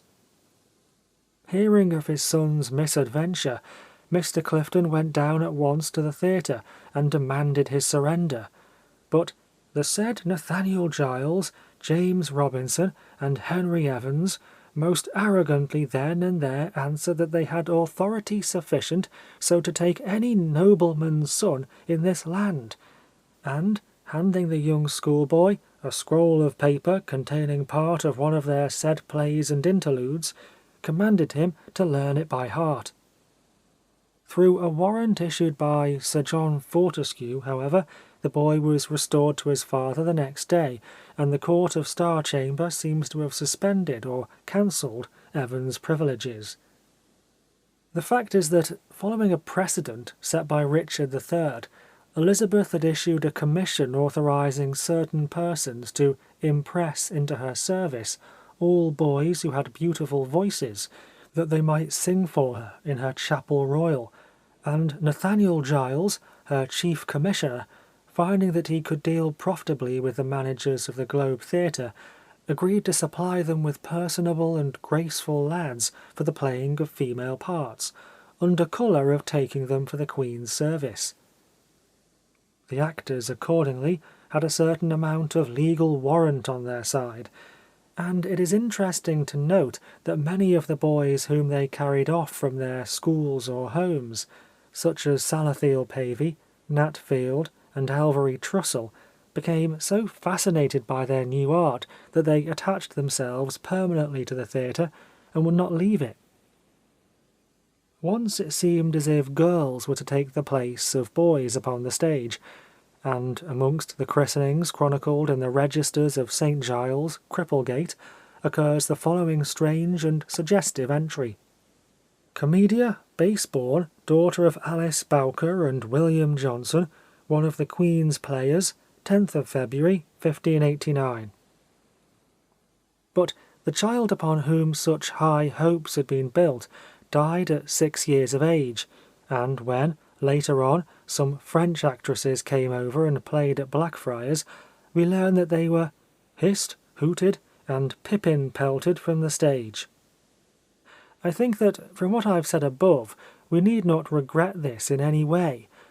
The essentially male culture of the English Renaissance found its fullest and most perfect expression by its own method, and in its own manner.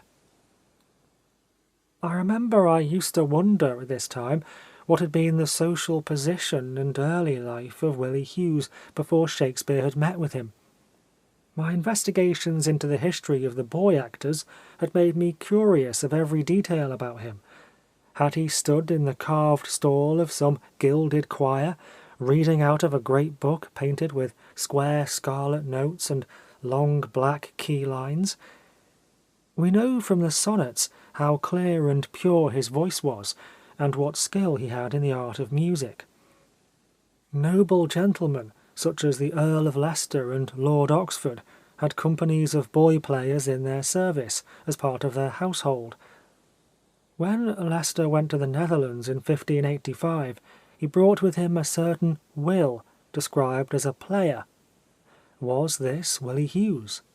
Had he acted for Leicester at Kenilworth, and was it there that Shakespeare had first known him? Or was he, like Robin Armin, simply a lad of low degree, but possessing some strange beauty and marvellous fascination? It was evident from the early sonnets that when Shakespeare first came across him he had no connection whatsoever with the stage, and that he was not of high birth has already been shown.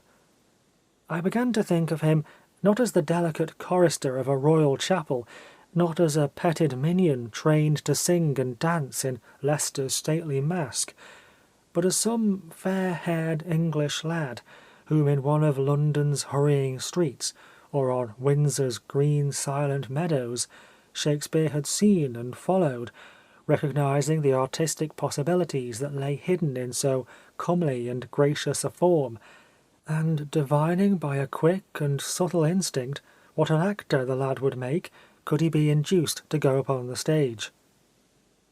At this time Willie Hugh's father was dead, as we learn from Sonnet 13, and his mother, whose remarkable beauty he is said to have inherited, may have been induced to allow him to become Shakespeare's apprentice by the fact that boys who played female characters were paid extremely large salaries, larger salaries indeed than were given to grown-up actors.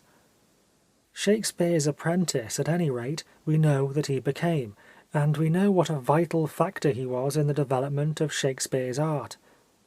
As a rule, a boy actor's capacity for representing girlish parts on the stage lasted but for a few years at most. Such characters as Lady Macbeth, Queen Constance, and Volumnia remained, of course, always within the reach of those who had true dramatic genius and noble presence. Absolute youth was not necessary here, not desirable even. But with Imogen and Perdita and Juliet it was different. "Your beard has begun to grow, and I pray God your voice be not cracked," says Hamlet mockingly to the boy actor of the strolling company that came to visit him at Elsinore. And certainly when chins grew rough and voices harsh, much of the charm and grace of the performance must have gone. Hence comes Shakespeare's passionate preoccupation with the youth of Willie Hughes, his terror of old age and wasting years, his wild appeal to time to spare the beauty of his friend. "Make glad and sorry seasons as thou fleet'st, and do whate'er thou wilt, swift-footed time, to the wide world and all her fading sweets. But I forbid thee one most heinous crime. O carve not with thy hours my love's fair brow, nor draw no lines there with thine antique pen. Him in thy course untainted do allow for beauty's pattern to succeeding men." Time seems to have listened to Shakespeare's prayers, or perhaps Willie Hughes had the secret of perpetual youth. After 3 years he is quite unchanged. "To me, fair friend, you never can be old, for as you were when first your eye I eyed, such seems your beauty still. 3 winters cold have from the forests shook 3 summers' pride, 3 beauteous springs to yellow autumn turned. In process of the seasons have I seen 3 April perfumes in 3 hot Junes burned, since first I saw you fresh, which yet are green." More years pass over, and the bloom of his boyhood seems to be still with him. When, in The Tempest, Shakespeare, through the lips of Prospero, flung away the wand of his imagination and gave his poetic sovereignty into the weak, graceful hands of Fletcher, it may be that the Miranda who stood wondering by was none other than Willie Hughes himself, and in the last sonnet that his friend addressed to him, the enemy that is feared is not time, but death. "O thou, my lovely boy, who in thy power dost hold time's fickle glass, his sickle hour, who hast by waning grown, and therein showest thy lover's withering as thy sweet self growest, if nature, sovereign mistress over wrack, as thou goest onwards, still will pluck thee back, she keeps thee to this purpose, that her skill may time disgrace and wretched minutes kill. Yet fear her, O thou minion of her pleasure! She may detain, but not still keep her treasure. Her audit, though delayed, answered must be, and her quietus is to render thee. End of chapter 3. Chapter 4. It was not for some weeks after I had begun my study of the subject that I ventured to approach the curious group of sonnets, 127 to 152, that deal with a dark woman, who, like a shadow or thing of evil omen, came across Shakespeare's great romance, and for a season stood between him and Willie Hughes. They were obviously printed out of their proper place, and should have been inserted between sonnets 33 and 40. Psychological and artistic reasons necessitated this change, a change which I hope will be adopted by all future editors, as without it an entirely false impression is conveyed of the nature and final issue of this noble friendship. Who was she, this black-browed, olive-skinned woman, with her amorous mouth, that love's own hand did make, her cruel eye, and her foul pride, her strange skill on the virginals, and her false, fascinating nature? An over-curious scholar of our day had seen in her a symbol of the Catholic Church, of that bride of Christ who is black but comely. Professor Minto, following in the footsteps of Henry Browne, had regarded the whole group of sonnets as simply exercises of skill undertaken in a spirit of wanton defiance and derision of the commonplace.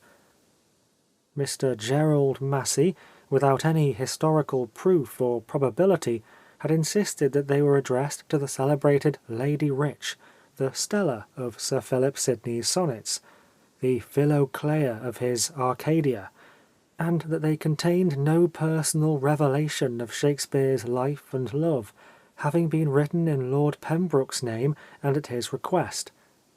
Mr. Tyler had suggested that they referred to one of Queen Elizabeth's maids of honour, by name Mary Fitton. But none of these explanations satisfied the conditions of the problem.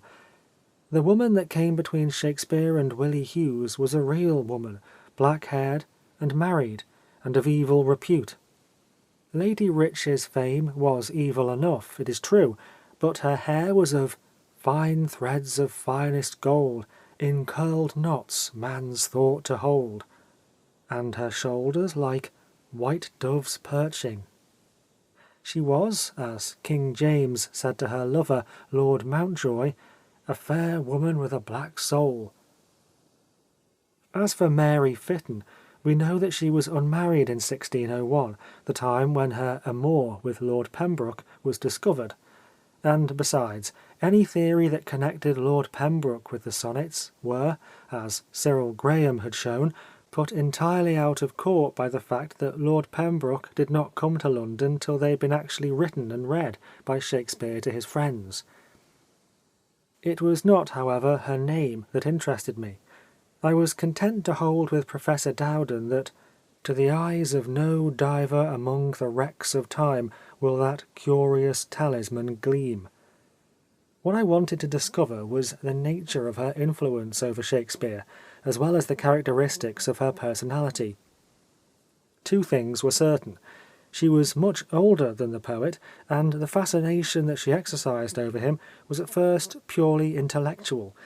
He began by feeling no physical passion for her. "I do not love thee with mine eyes," he says, "nor are mine ears with thy tongue's tune delighted, nor tender feeling to base touches prone, nor taste, nor smell, desire to be invited to any sensual feast with thee alone." He did not even think her beautiful. "My mistress' eyes are nothing like the sun. Coral is far more red than her lips red. If snow be white, why then her breasts are dun. If hairs be wires, black wires grow on her head." He has his moments of loathing for her, for Not content with enslaving the soul of Shakespeare, she seems to have sought to snare the senses of Willie Hughes. Then Shakespeare cries aloud, "Two loves I have of comfort and despair, which like two spirits do suggest me still. The better angel is a man right fair, the worser spirit a woman coloured ill. To win me soon to hell, my female evil tempteth my better angel from my side, and would corrupt my saint to be a devil, wooing his purity with her foul pride." Then he sees her as she really is, the bay where all men ride, the wide world's commonplace, the woman who is in the very refuse of her evil deeds, and who is as black as hell, as dark as night. Then it is that he pens that great sonnet upon lust, the expense of spirit in a waste of shame, of which Mr. Theodore Watts says rightly that it is the greatest sonnet ever written. And it is then, also, that he offers to mortgage his very life and genius to her if she will but restore to him that sweetest friend of whom she had robbed him. To compass this end, he abandons himself to her, feigns to be full of an absorbing and sensuous passion of possession, forges false words of love, lies to her, and tells her that he lies. My thoughts and my discourse as madmen's are, at random from the truth vainly expressed. For I have sworn thee fair, and thought thee bright, who art as black as hell, as dark as night. Rather than suffer his friend to be treacherous to him, he will himself be treacherous to his friend. To shield his purity, he will himself be vile. He knew the weakness of the boy actor's nature, his susceptibility to praise, his inordinate love of admiration, and deliberately set himself to fascinate the woman who would come between them. It is never with impunity that one's lips say love's litany. Loves have their mystical power over the soul, and form can create the feeling from which it should have sprung. Sincerity itself, the ardent, momentary sincerity of the artist, is often the unconscious result of style, and in the case of those rare temperaments that are exquisitely susceptible to the influences of language, the use of certain phrases and modes of expression can stir the very pulse of passion, can send the red blood coursing through the veins, and can transform into a strange sensuous energy what in its origin had been mere aesthetic impulse and desire of art. So, at least, it seems to have been with Shakespeare. He begins by pretending to love, wears a lover's apparel and has a lover's words upon his lips. What does it matter? It is only acting, only a comedy in real life. Suddenly he finds that what his tongue had spoken, his soul had listened to, and that the raiment that he had put on for disguise is a plague-stricken and poisonous thing that eats into his flesh, and that he cannot throw away. Then comes desire, with its many maladies, and lust that makes one love all that one loathes, and shame with its ashen face and secret smile.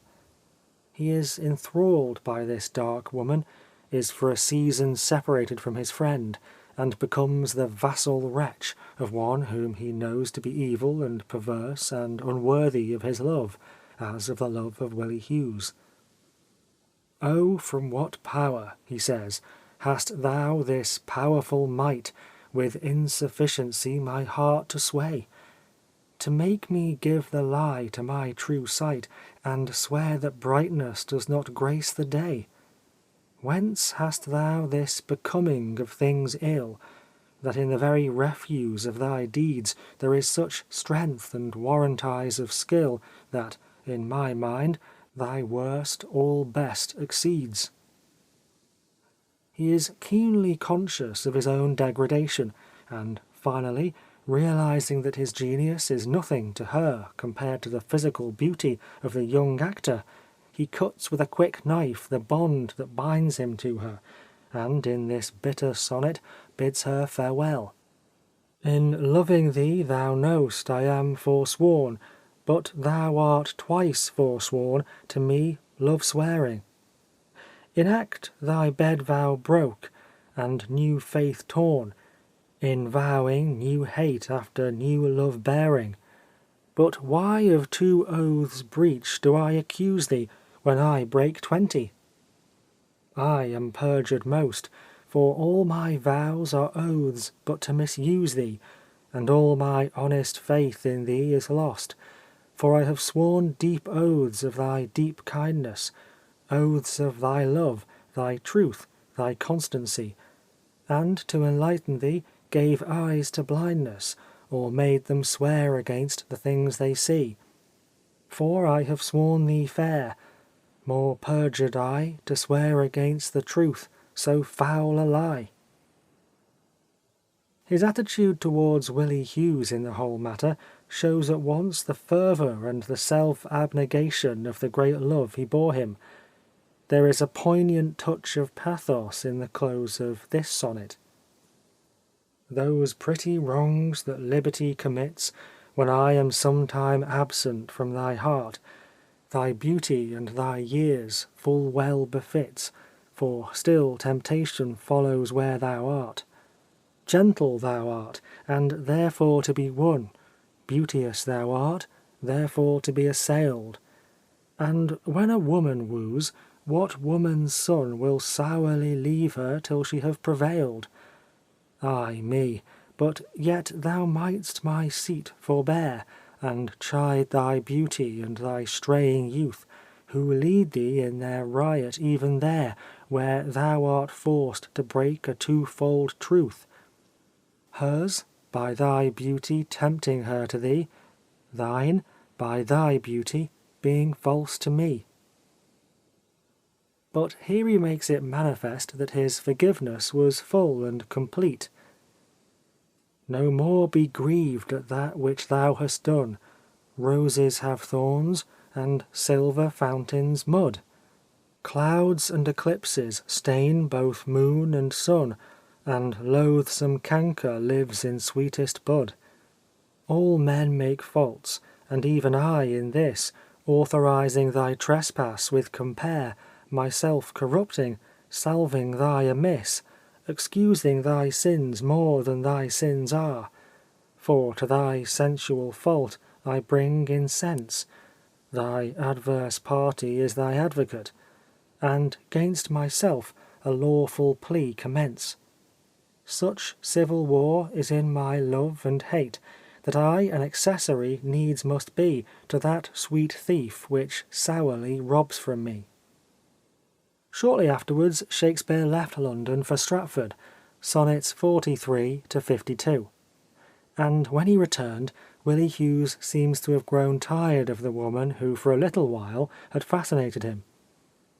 Her name is never mentioned again in the sonnets, nor is there any allusion made to her. She had passed out of their lives. But who was she, and even if her name has not come down to us, were there any allusions to her in contemporary literature? It seems to me that although better educated than most of the women of her time, she was not nobly born, but was probably the profligate wife of some old and wealthy citizen.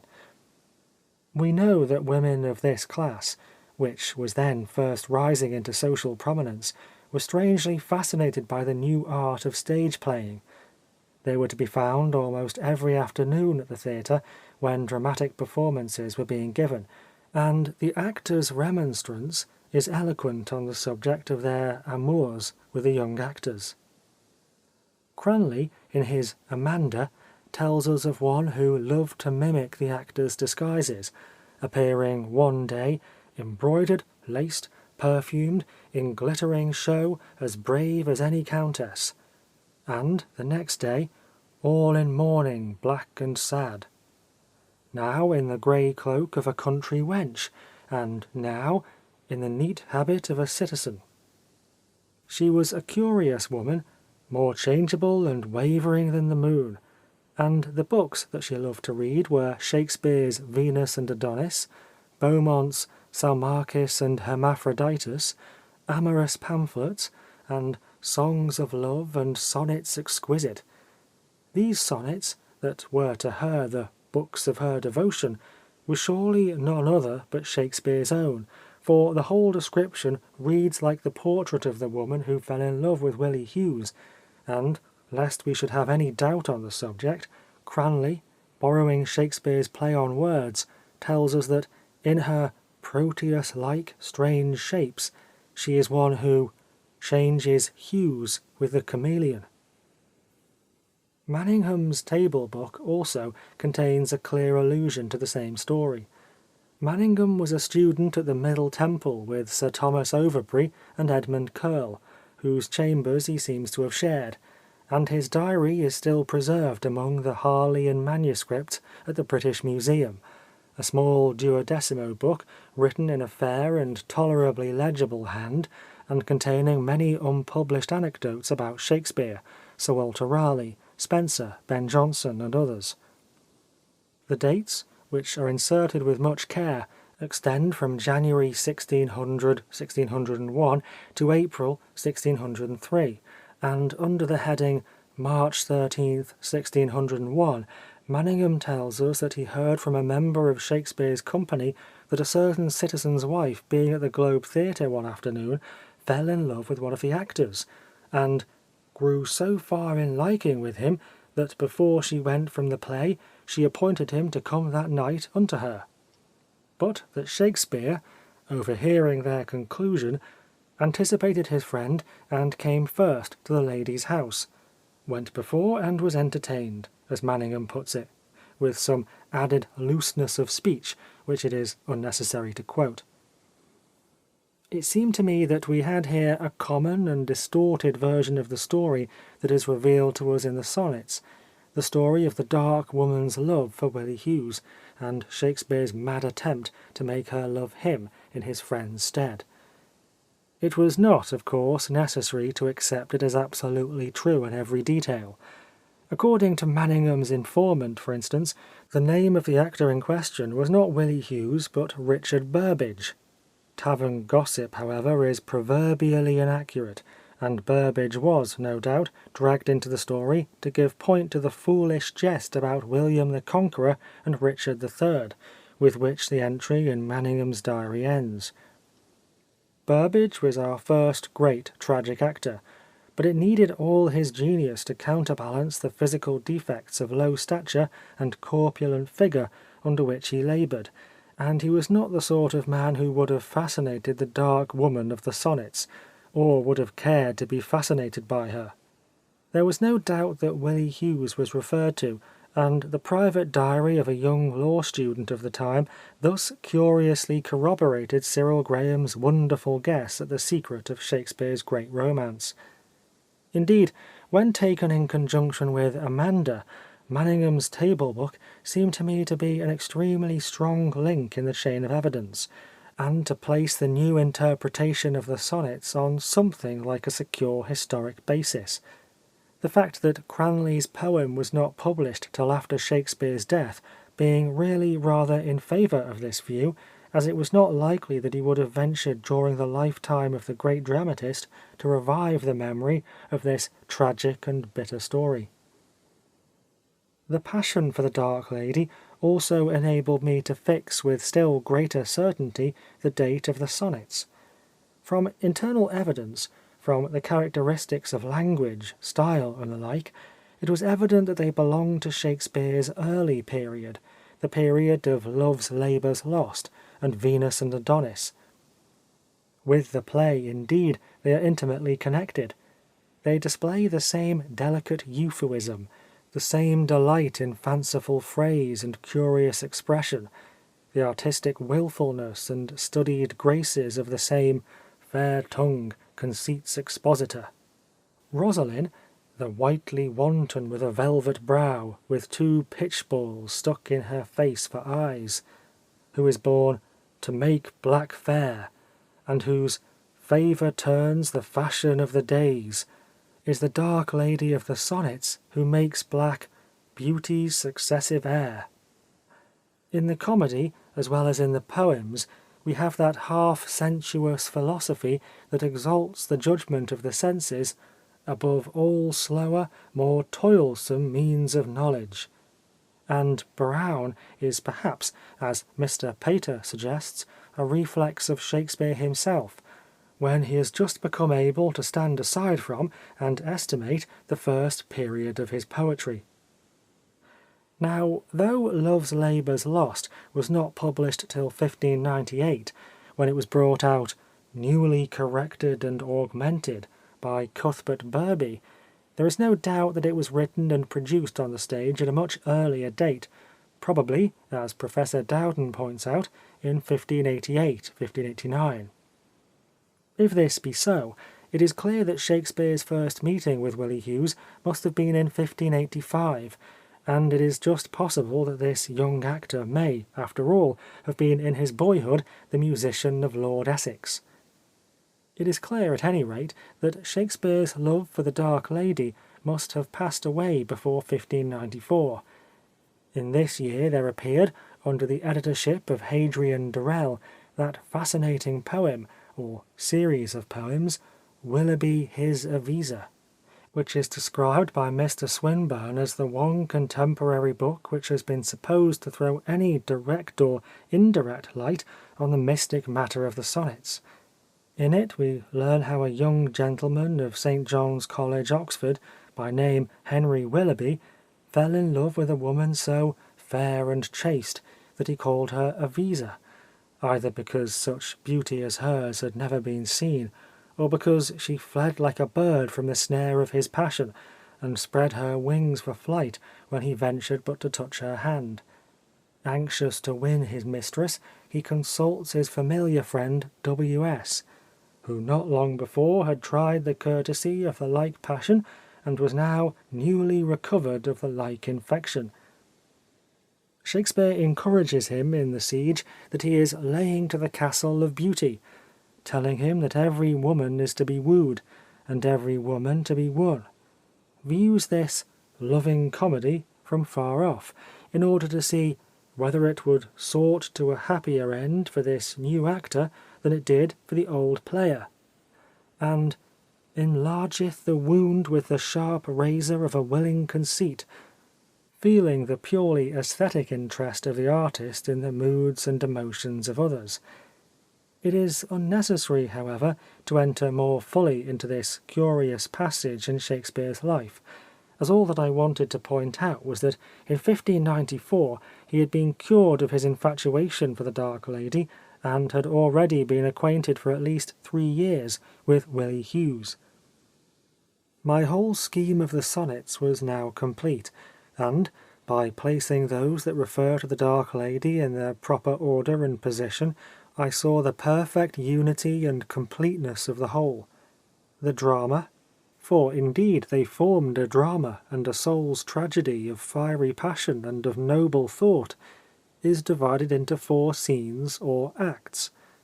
In the first of these, Sonnets 1 to 32, Shakespeare invites Willie Hughes to go upon the stage as an actor, and to put to the service of art his wonderful physical beauty, and his exquisite grace of youth, before passion has robbed him of the one, and time has taken from him the other. Willie Hughes, after a time, consents to be a player in Shakespeare's company, and soon becomes the very centre and keynote of his inspiration. Suddenly, in one red rose July, Sonnets 33 to 52, 61, and 127 to 152, there comes to the Globe Theatre a dark woman with wonderful eyes, who falls passionately in love with Willie Hughes. Shakespeare, sick with the malady of jealousy, and made mad by many doubts and fears, tries to fascinate the woman who had come between him and his friend. The love that is at first feigned becomes real, and he finds himself enthralled and dominated by a woman whom he knows to be evil and unworthy. To her the genius of a man is as nothing compared to a boy's beauty. Willie Hughes becomes for a time her slave and the toy of her fancy, and the second act ends with Shakespeare's departure from London. In the third act, her influence has passed away. Shakespeare returns to London and renews his friendship with Willie Hughes, to whom he promises immortality in his plays. Marlowe, hearing of the wonder and grace of the young actor, lures him away from the Globe Theatre to play Gaveston in the tragedy of Edward II, and for the second time Shakespeare is separated from his friend. The last act, Sonnets 100 to 126, tells us of the return of Willie Hughes to Shakespeare's company. Evil rumour has now stained the white purity of his name, but Shakespeare's love still endures and is perfect. Of the mystery of this love, and of the mystery of passion, we are told strange and marvellous things, and the sonnets conclude with an envoi of 12 lines, whose motive is the triumph of beauty over time, and of death over beauty. And what had been the end of him who had been so dear to the soul of Shakespeare, and who by his presence and passion had given reality to Shakespeare's art? When the Civil War broke out, the English actors took the side of their king, and many of them, like Robinson, foully slain by Major Harrison at the taking of Basing House, laid down their lives in the king's service. Perhaps on the trampled heath of Marston, or on the bleak hills of Naseby, the dead body of Willie Hughes had been found by some of the rough peasants of the district, his gold hair dabbled with blood, and his breast pierced with many wounds.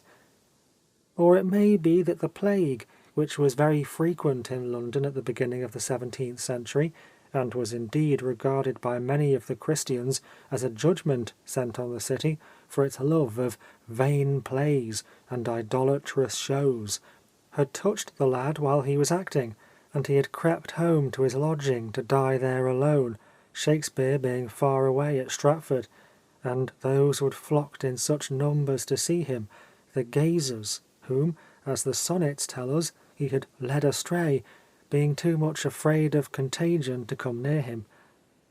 A story of this kind was current at the time about a young actor, and was made much use of by the Puritans in their attempts to stifle the free development of the English Renaissance.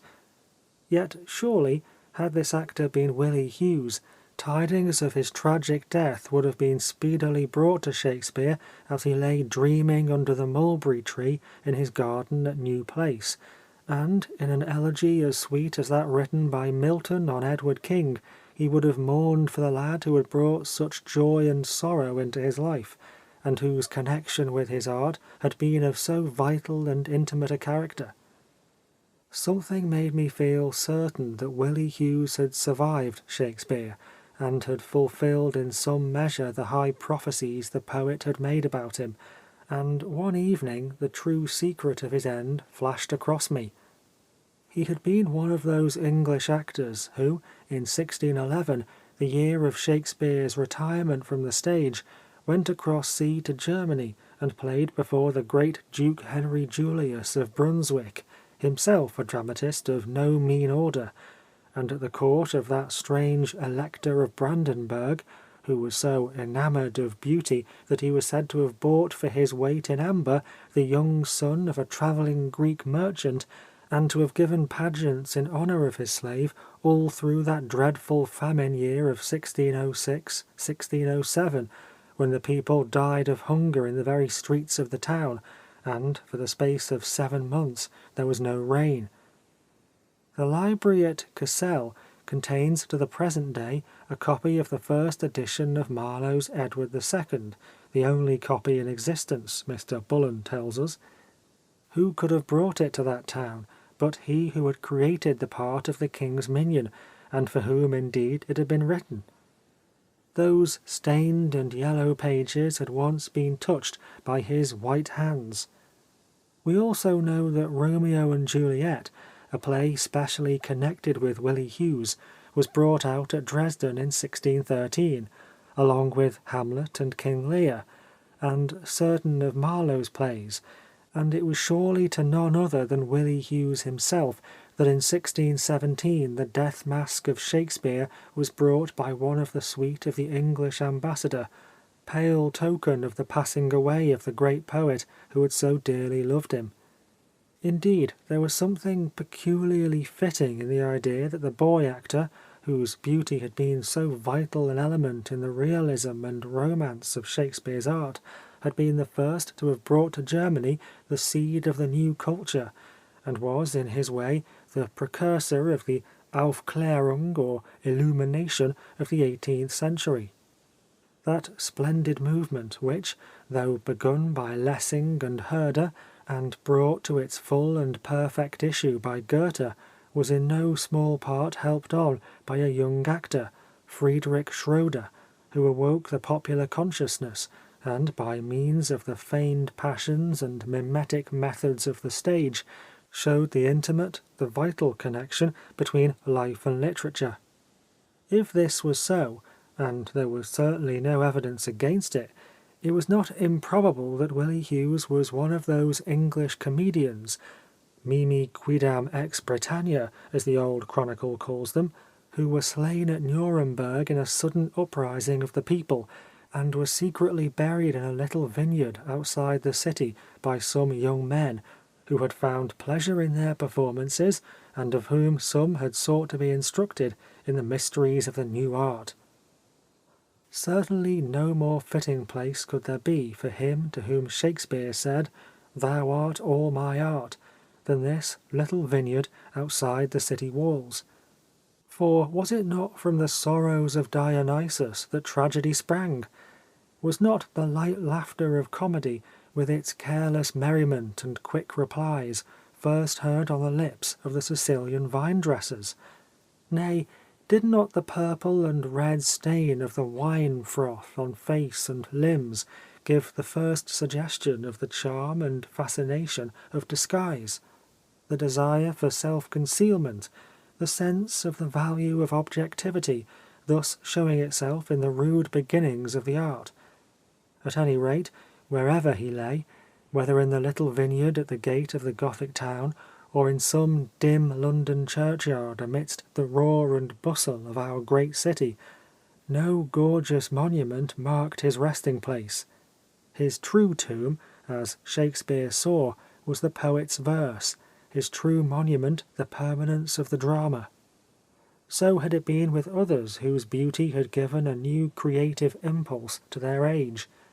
The ivory body of the Bithynian slave rots in the green ooze of the Nile, and on the yellow hills of the Kerameicus is strewn the dust of the young Athenian. But Antinous lives in sculpture, and Charmides in philosophy. End of Chapter 4. Chapter 5. A young Elizabethan, who was enamoured of a girl so white that he named her Alba, has left on record the impression produced on him by one of the first performances of Love's Labour's Lost.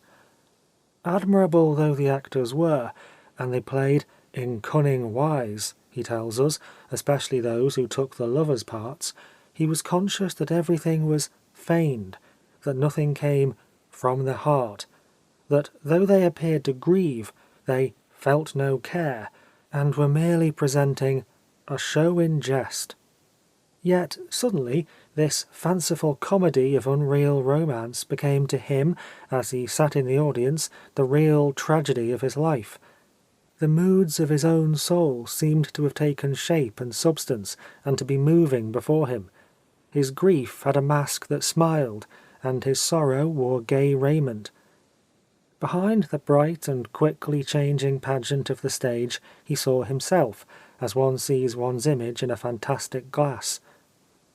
The very words that came to the actor's lips were wrung out of his pain, their false tears were of his shedding. There are few of us who have not felt something akin to this. We become lovers when we see Romeo and Juliet, and Hamlet makes us students. The blood of Duncan is upon our hands, with Timon we rage against the world, and when Lear wanders out upon the heath, the terror of madness touches us.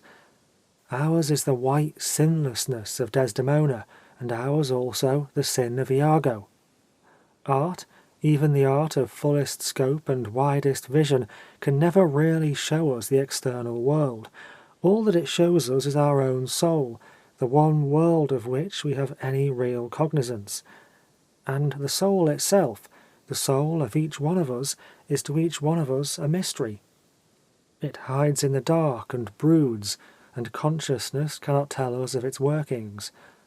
Consciousness, indeed, is quite inadequate to explain the contents of personality. It is art, and art only, that reveals us to ourselves.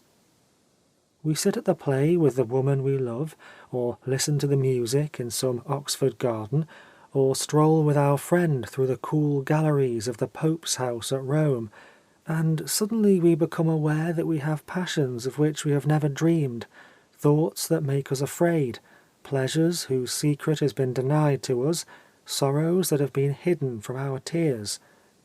The actor is unconscious of our presence. The musician is thinking of the subtlety of the fugue, of the tone of his instrument. The marble gods that smile so curiously at us are made of insensate stone. But they have given form and substance to what was within us. They have enabled us to realize our personality, and a sense of perilous joy, or some touch or thrill of pain, or that strange self-pity that man so often feels for himself, comes over us and leaves us different. Some such impression the sonnets of Shakespeare had certainly produced on me. As from opal dawns to sunsets of withered rose, I read and reread them in garden or chamber, it seemed to me that I was deciphering the story of a life that had once been mine, unrolling the record of a romance that, without my knowing it, had coloured the very texture of my nature, had dyed it with strange and subtle dyes. Art, as so often happens, had taken the place of personal experience. I felt as if I had been initiated into the secret of that passionate friendship, that love of beauty and beauty of love, of which Marsilio Ficino tells us, and of which the sonnets, in their noblest and purest significance, may be held to be the perfect expression. Yes, I had lived it all. I had stood in the round theatre with its open roof and fluttering banners, had seen the stage draped with black for a tragedy, or set with gay garlands for some brighter show. The young gallants came out with their pages and took their seats in front of the tawny curtain that hung from the satire-carved pillars of the inner scene. They were insolent and debonair in their fantastic dresses. Some of them wore French lovelocks, and white doublets stiff with Italian embroidery of gold thread, and long hose of blue or pale yellow silk. Others were all in black, and carried huge plumed hats. These affected the Spanish fashion. As they played at cards, and blew thin wreaths of smoke from the tiny pipes that the pagers lit for them, the truant prentices and idle schoolboys that thronged the yard mocked them.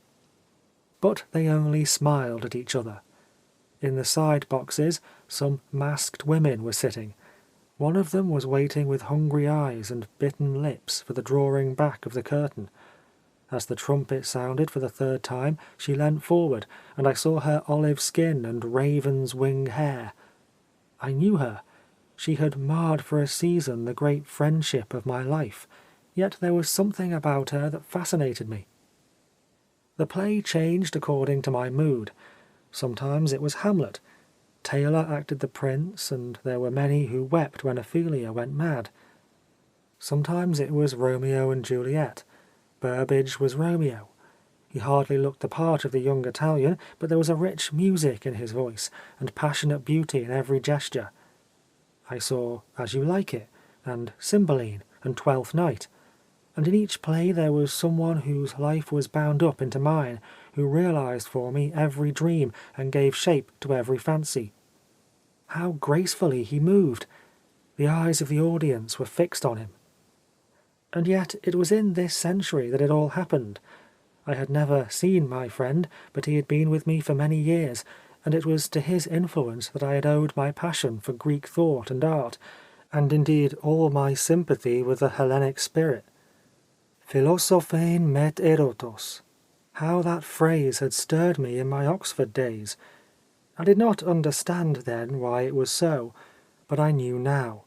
There had been a presence beside me always.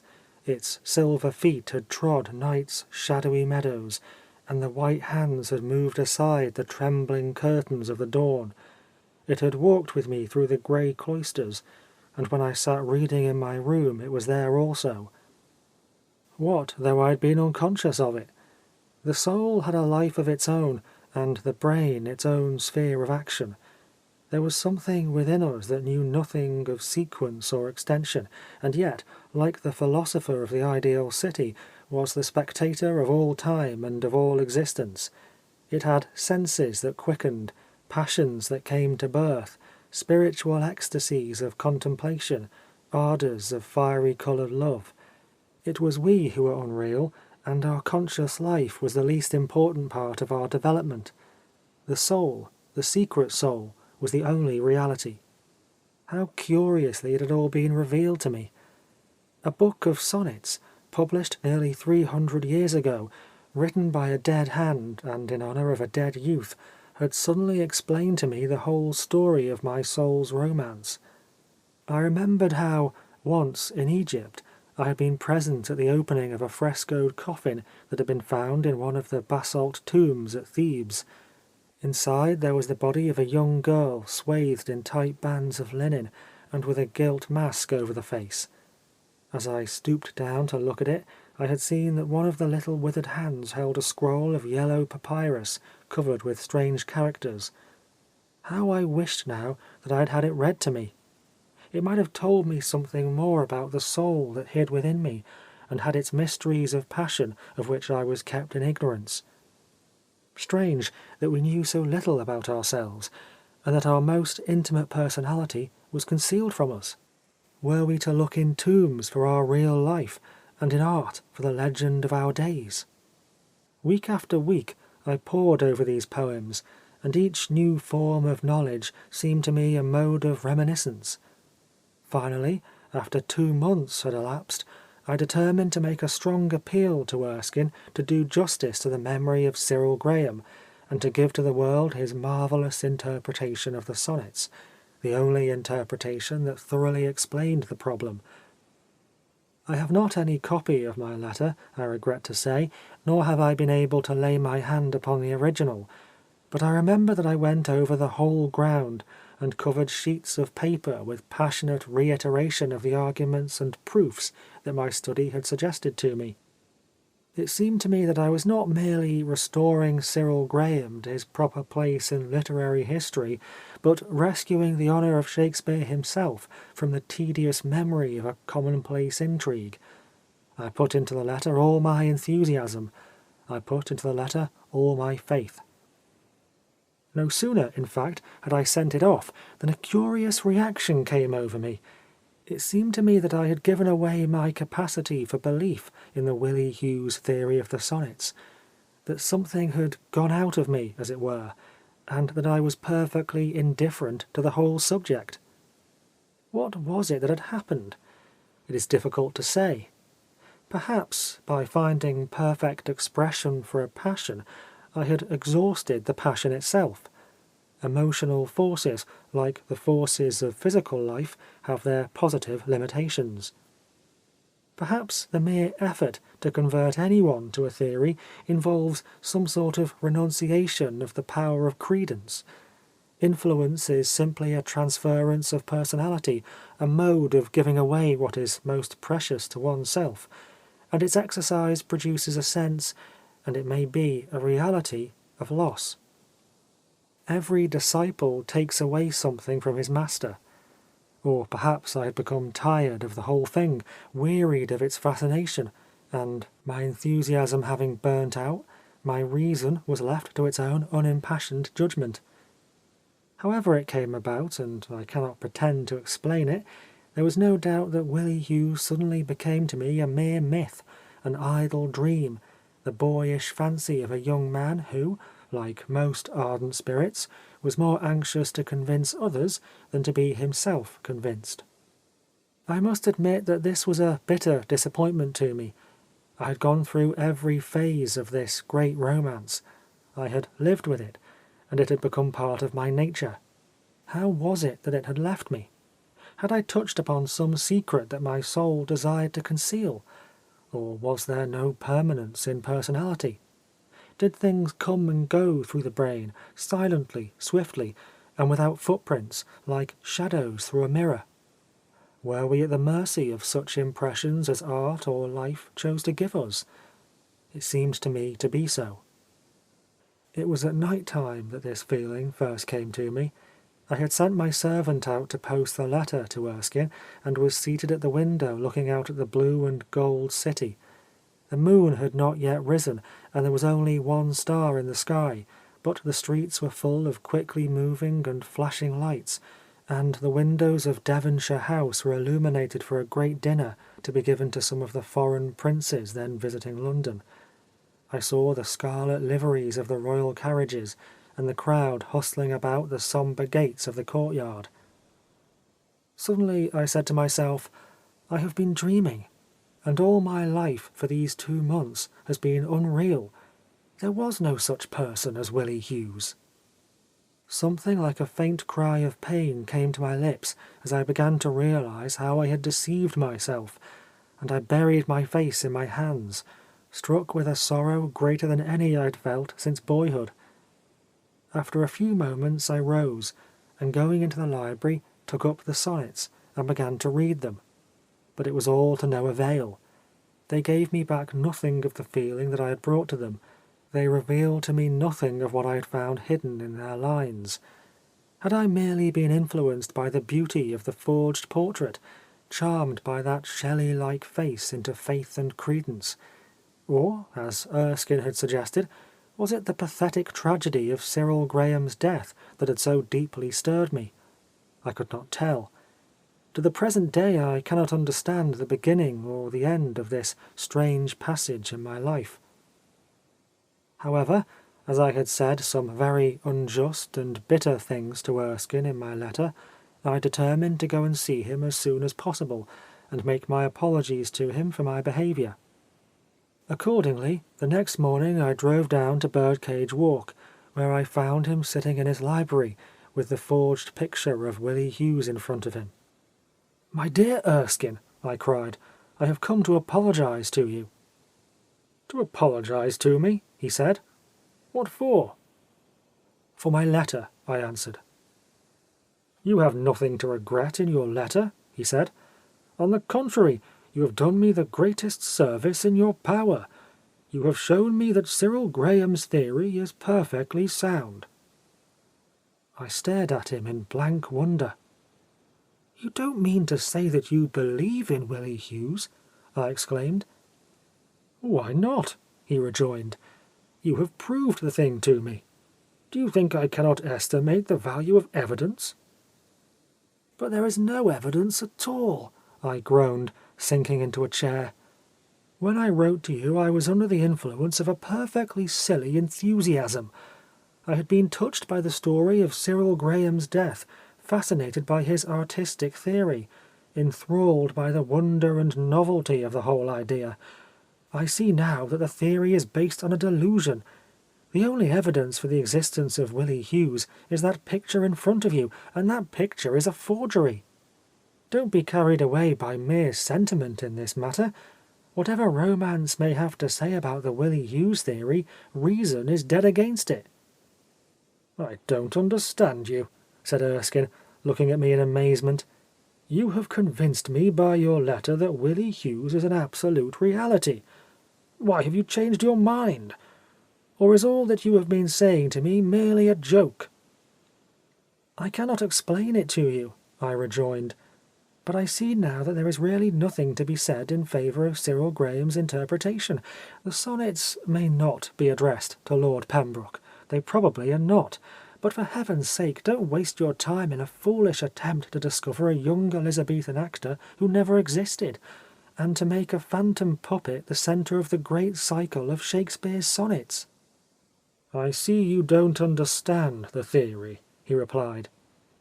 "My dear Erskine," I cried, "not understand it? Why, I feel as if I had invented it. Surely my letter shows you that I not merely went into the whole matter, but that I contributed proofs of every kind. The one flaw in the theory is that it presupposes the existence of the person whose existence is the subject of dispute. If we grant that there was in Shakespeare's company a young actor of the name of Willie Hughes, it is not difficult to make him the object of the sonnets. But as we know that there was no actor of this name in the company of the Globe Theatre, it is idle to pursue the investigation further. "But that is exactly what we don't know," said Erskine. "It is quite true that his name does not occur in the list given in the first folio, but, as Cyril pointed out, that is rather a proof in favour of the existence of Willie Hughes than against it, if we remember his treacherous desertion of Shakespeare for a rival dramatist. Besides," and here I must admit that Erskine made what seems to me now a rather good point, though at the time I laughed at it, "there is no reason at all why Willie Hughes should not have gone upon the stage under an assumed name. In fact, it is extremely probable that he did so. We know that there was a very strong prejudice against the theatre in his day, and nothing is more likely than that his family insisted upon his adopting some nom de plume. The editors of the first folio would naturally put him down under his stage name, the name of which he was best known to the public. But the sonnets were of course an entirely different matter, and in the dedication to them the publisher very properly addresses him under his real initials. If this be so, and it seems to me the most simple and rational explanation of the matter, I regard Cyril Graham's theory as absolutely proved." "But what evidence have you?" I exclaimed, laying my hand on his. "You have no evidence at all. It is a mere hypothesis. And which of Shakespeare's actors do you think that Willie Hughes was? The pretty fellow Ben Jonson tells us of, who was so fond of dressing up in girls' clothes?" "I don't know," he answered rather irritably. "I have not had time to investigate the point yet, but I feel quite sure that my theory is the true one. Of course, it is a hypothesis, but then it is a hypothesis that explains everything, and if you had been sent to Cambridge to study science, instead of to Oxford to dawdle over literature, you would know that a hypothesis that explains everything is a certainty." "Yes, I'm aware that Cambridge is a sort of educational institute," I murmured. "I'm glad I was not there." "My dear fellow," said Erskine, suddenly turning his keen grey eyes on me, "you believe in Cyril Graham's theory. You believe in Willie Hughes. You know that the sonnets are addressed to an actor, but for some reason or other you won't acknowledge it." "I wish I could believe it," I rejoined. "I would give anything to be able to do so, but I can't. It is a sort of moonbeam theory, very lovely, very fascinating, but intangible. When one thinks that one has got hold of it, it escapes one. No, Shakespeare's heart is still to us a closet never pierced with crystal eyes, as he calls it in one of the sonnets. We shall never know the true secret of the passion of his life." Erskine sprang from the sofa and paced up and down the room. "We know it already," he cried, "and the world shall know it some day." I had never seen him so excited. He would not hear of my leaving him, and insisted on my stopping for the rest of the day. We argued the matter over for hours, but nothing that I could say could make him surrender his faith in Cyril Graham's interpretation. He told me that he intended to devote his life to proving the theory, and that he was determined to do justice to Cyril Graham's memory. I entreated him, laughed at him, begged of him, but it was to no use. Finally we parted, not exactly in anger, but certainly with a shadow between us. He thought me shallow, I thought him foolish. When I called on him again, his servant told me that he had gone to Germany. The letters that I wrote to him remained unanswered. 2 years afterwards, as I was going into my club, the hall porter handed me a letter with a foreign postmark. It was from Erskine, and written at the Hôtel d'Angleterre, Cannes. When I had read it, I was filled with horror, though I did not quite believe that he would be so mad as to carry his resolve into execution. The gist of the letter was that he had tried in every way to verify the Willie Hughes theory, and had failed, and that, as Cyril Graham had given his life for this theory, he himself had determined to give his own life also to the same cause. The concluding words of the letter were these: "I still believe in Willie Hughes, and by the time you receive this, I shall have died by my own hand for Willie Hughes's sake. For his sake, and for the sake of Cyril Graham, whom I drove to his death by my shallow scepticism and ignorant lack of faith. The truth was once revealed to you, and you rejected it. It comes to you now, stained with the blood of 2 lives. Do not turn away from it." It was a horrible moment. I felt sick with misery, and yet I could not believe that he would really carry out his intention. To die for one's theological opinions is the worst use a man can make of his life, but to die for a literary theory, it seemed impossible. I looked at the date. The letter was a week old. Some unfortunate chance had prevented my going to the club for several days, or I might have got it in time to save him. Perhaps it was not too late. I drove off to my rooms, packed up my things, and started by the night mail from Charing Cross. The journey was intolerable. I thought I would never arrive. As soon as I did, I drove to the Hôtel d'Angleterre. It was quite true. Erskine was dead. They told me that he had been buried 2 days before in the English cemetery. There was something horribly grotesque about the whole tragedy.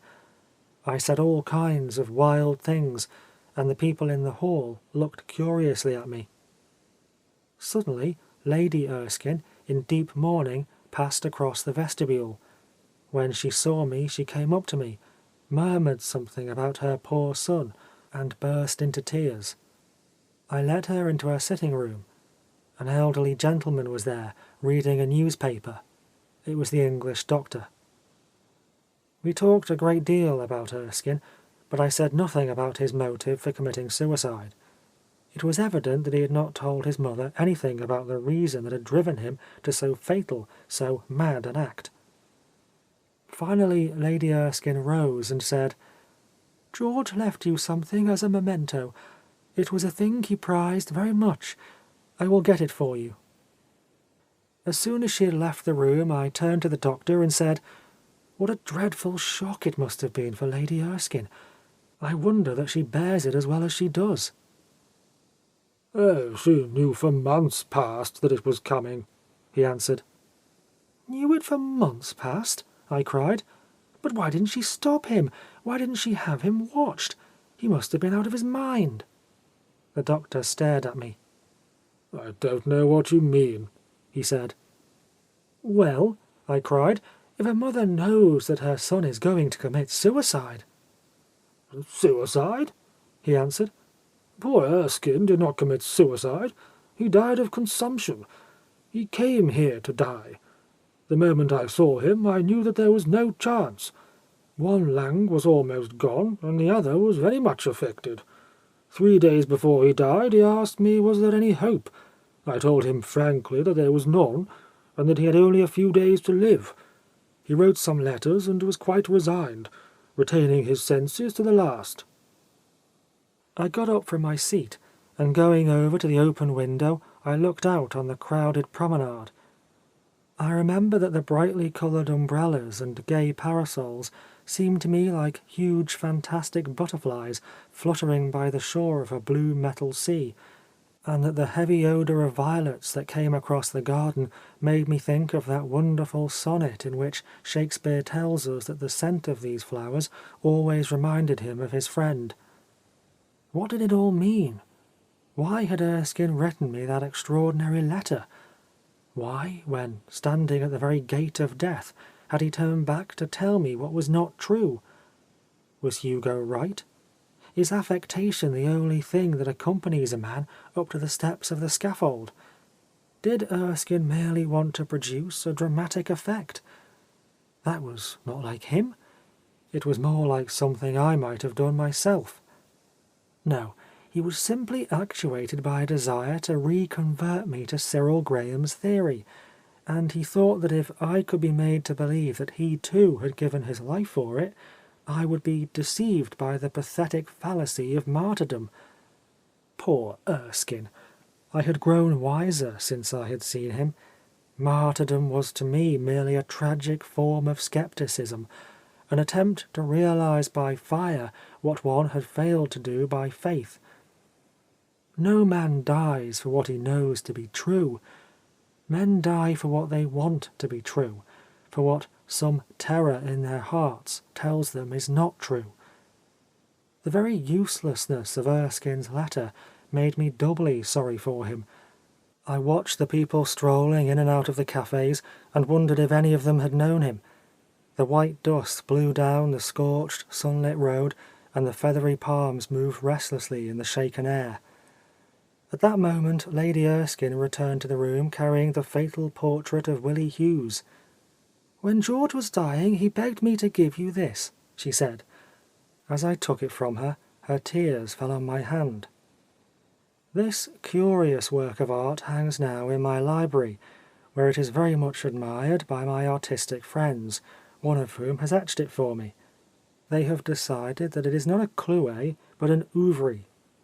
I have never cared to tell them its true history, but sometimes, when I look at it, I think there is really a great deal to be said for the Willie Hughes theory of Shakespeare's sonnets. End of chapter 5. End of the portrait of Mr. W.H. by Oscar Wilde.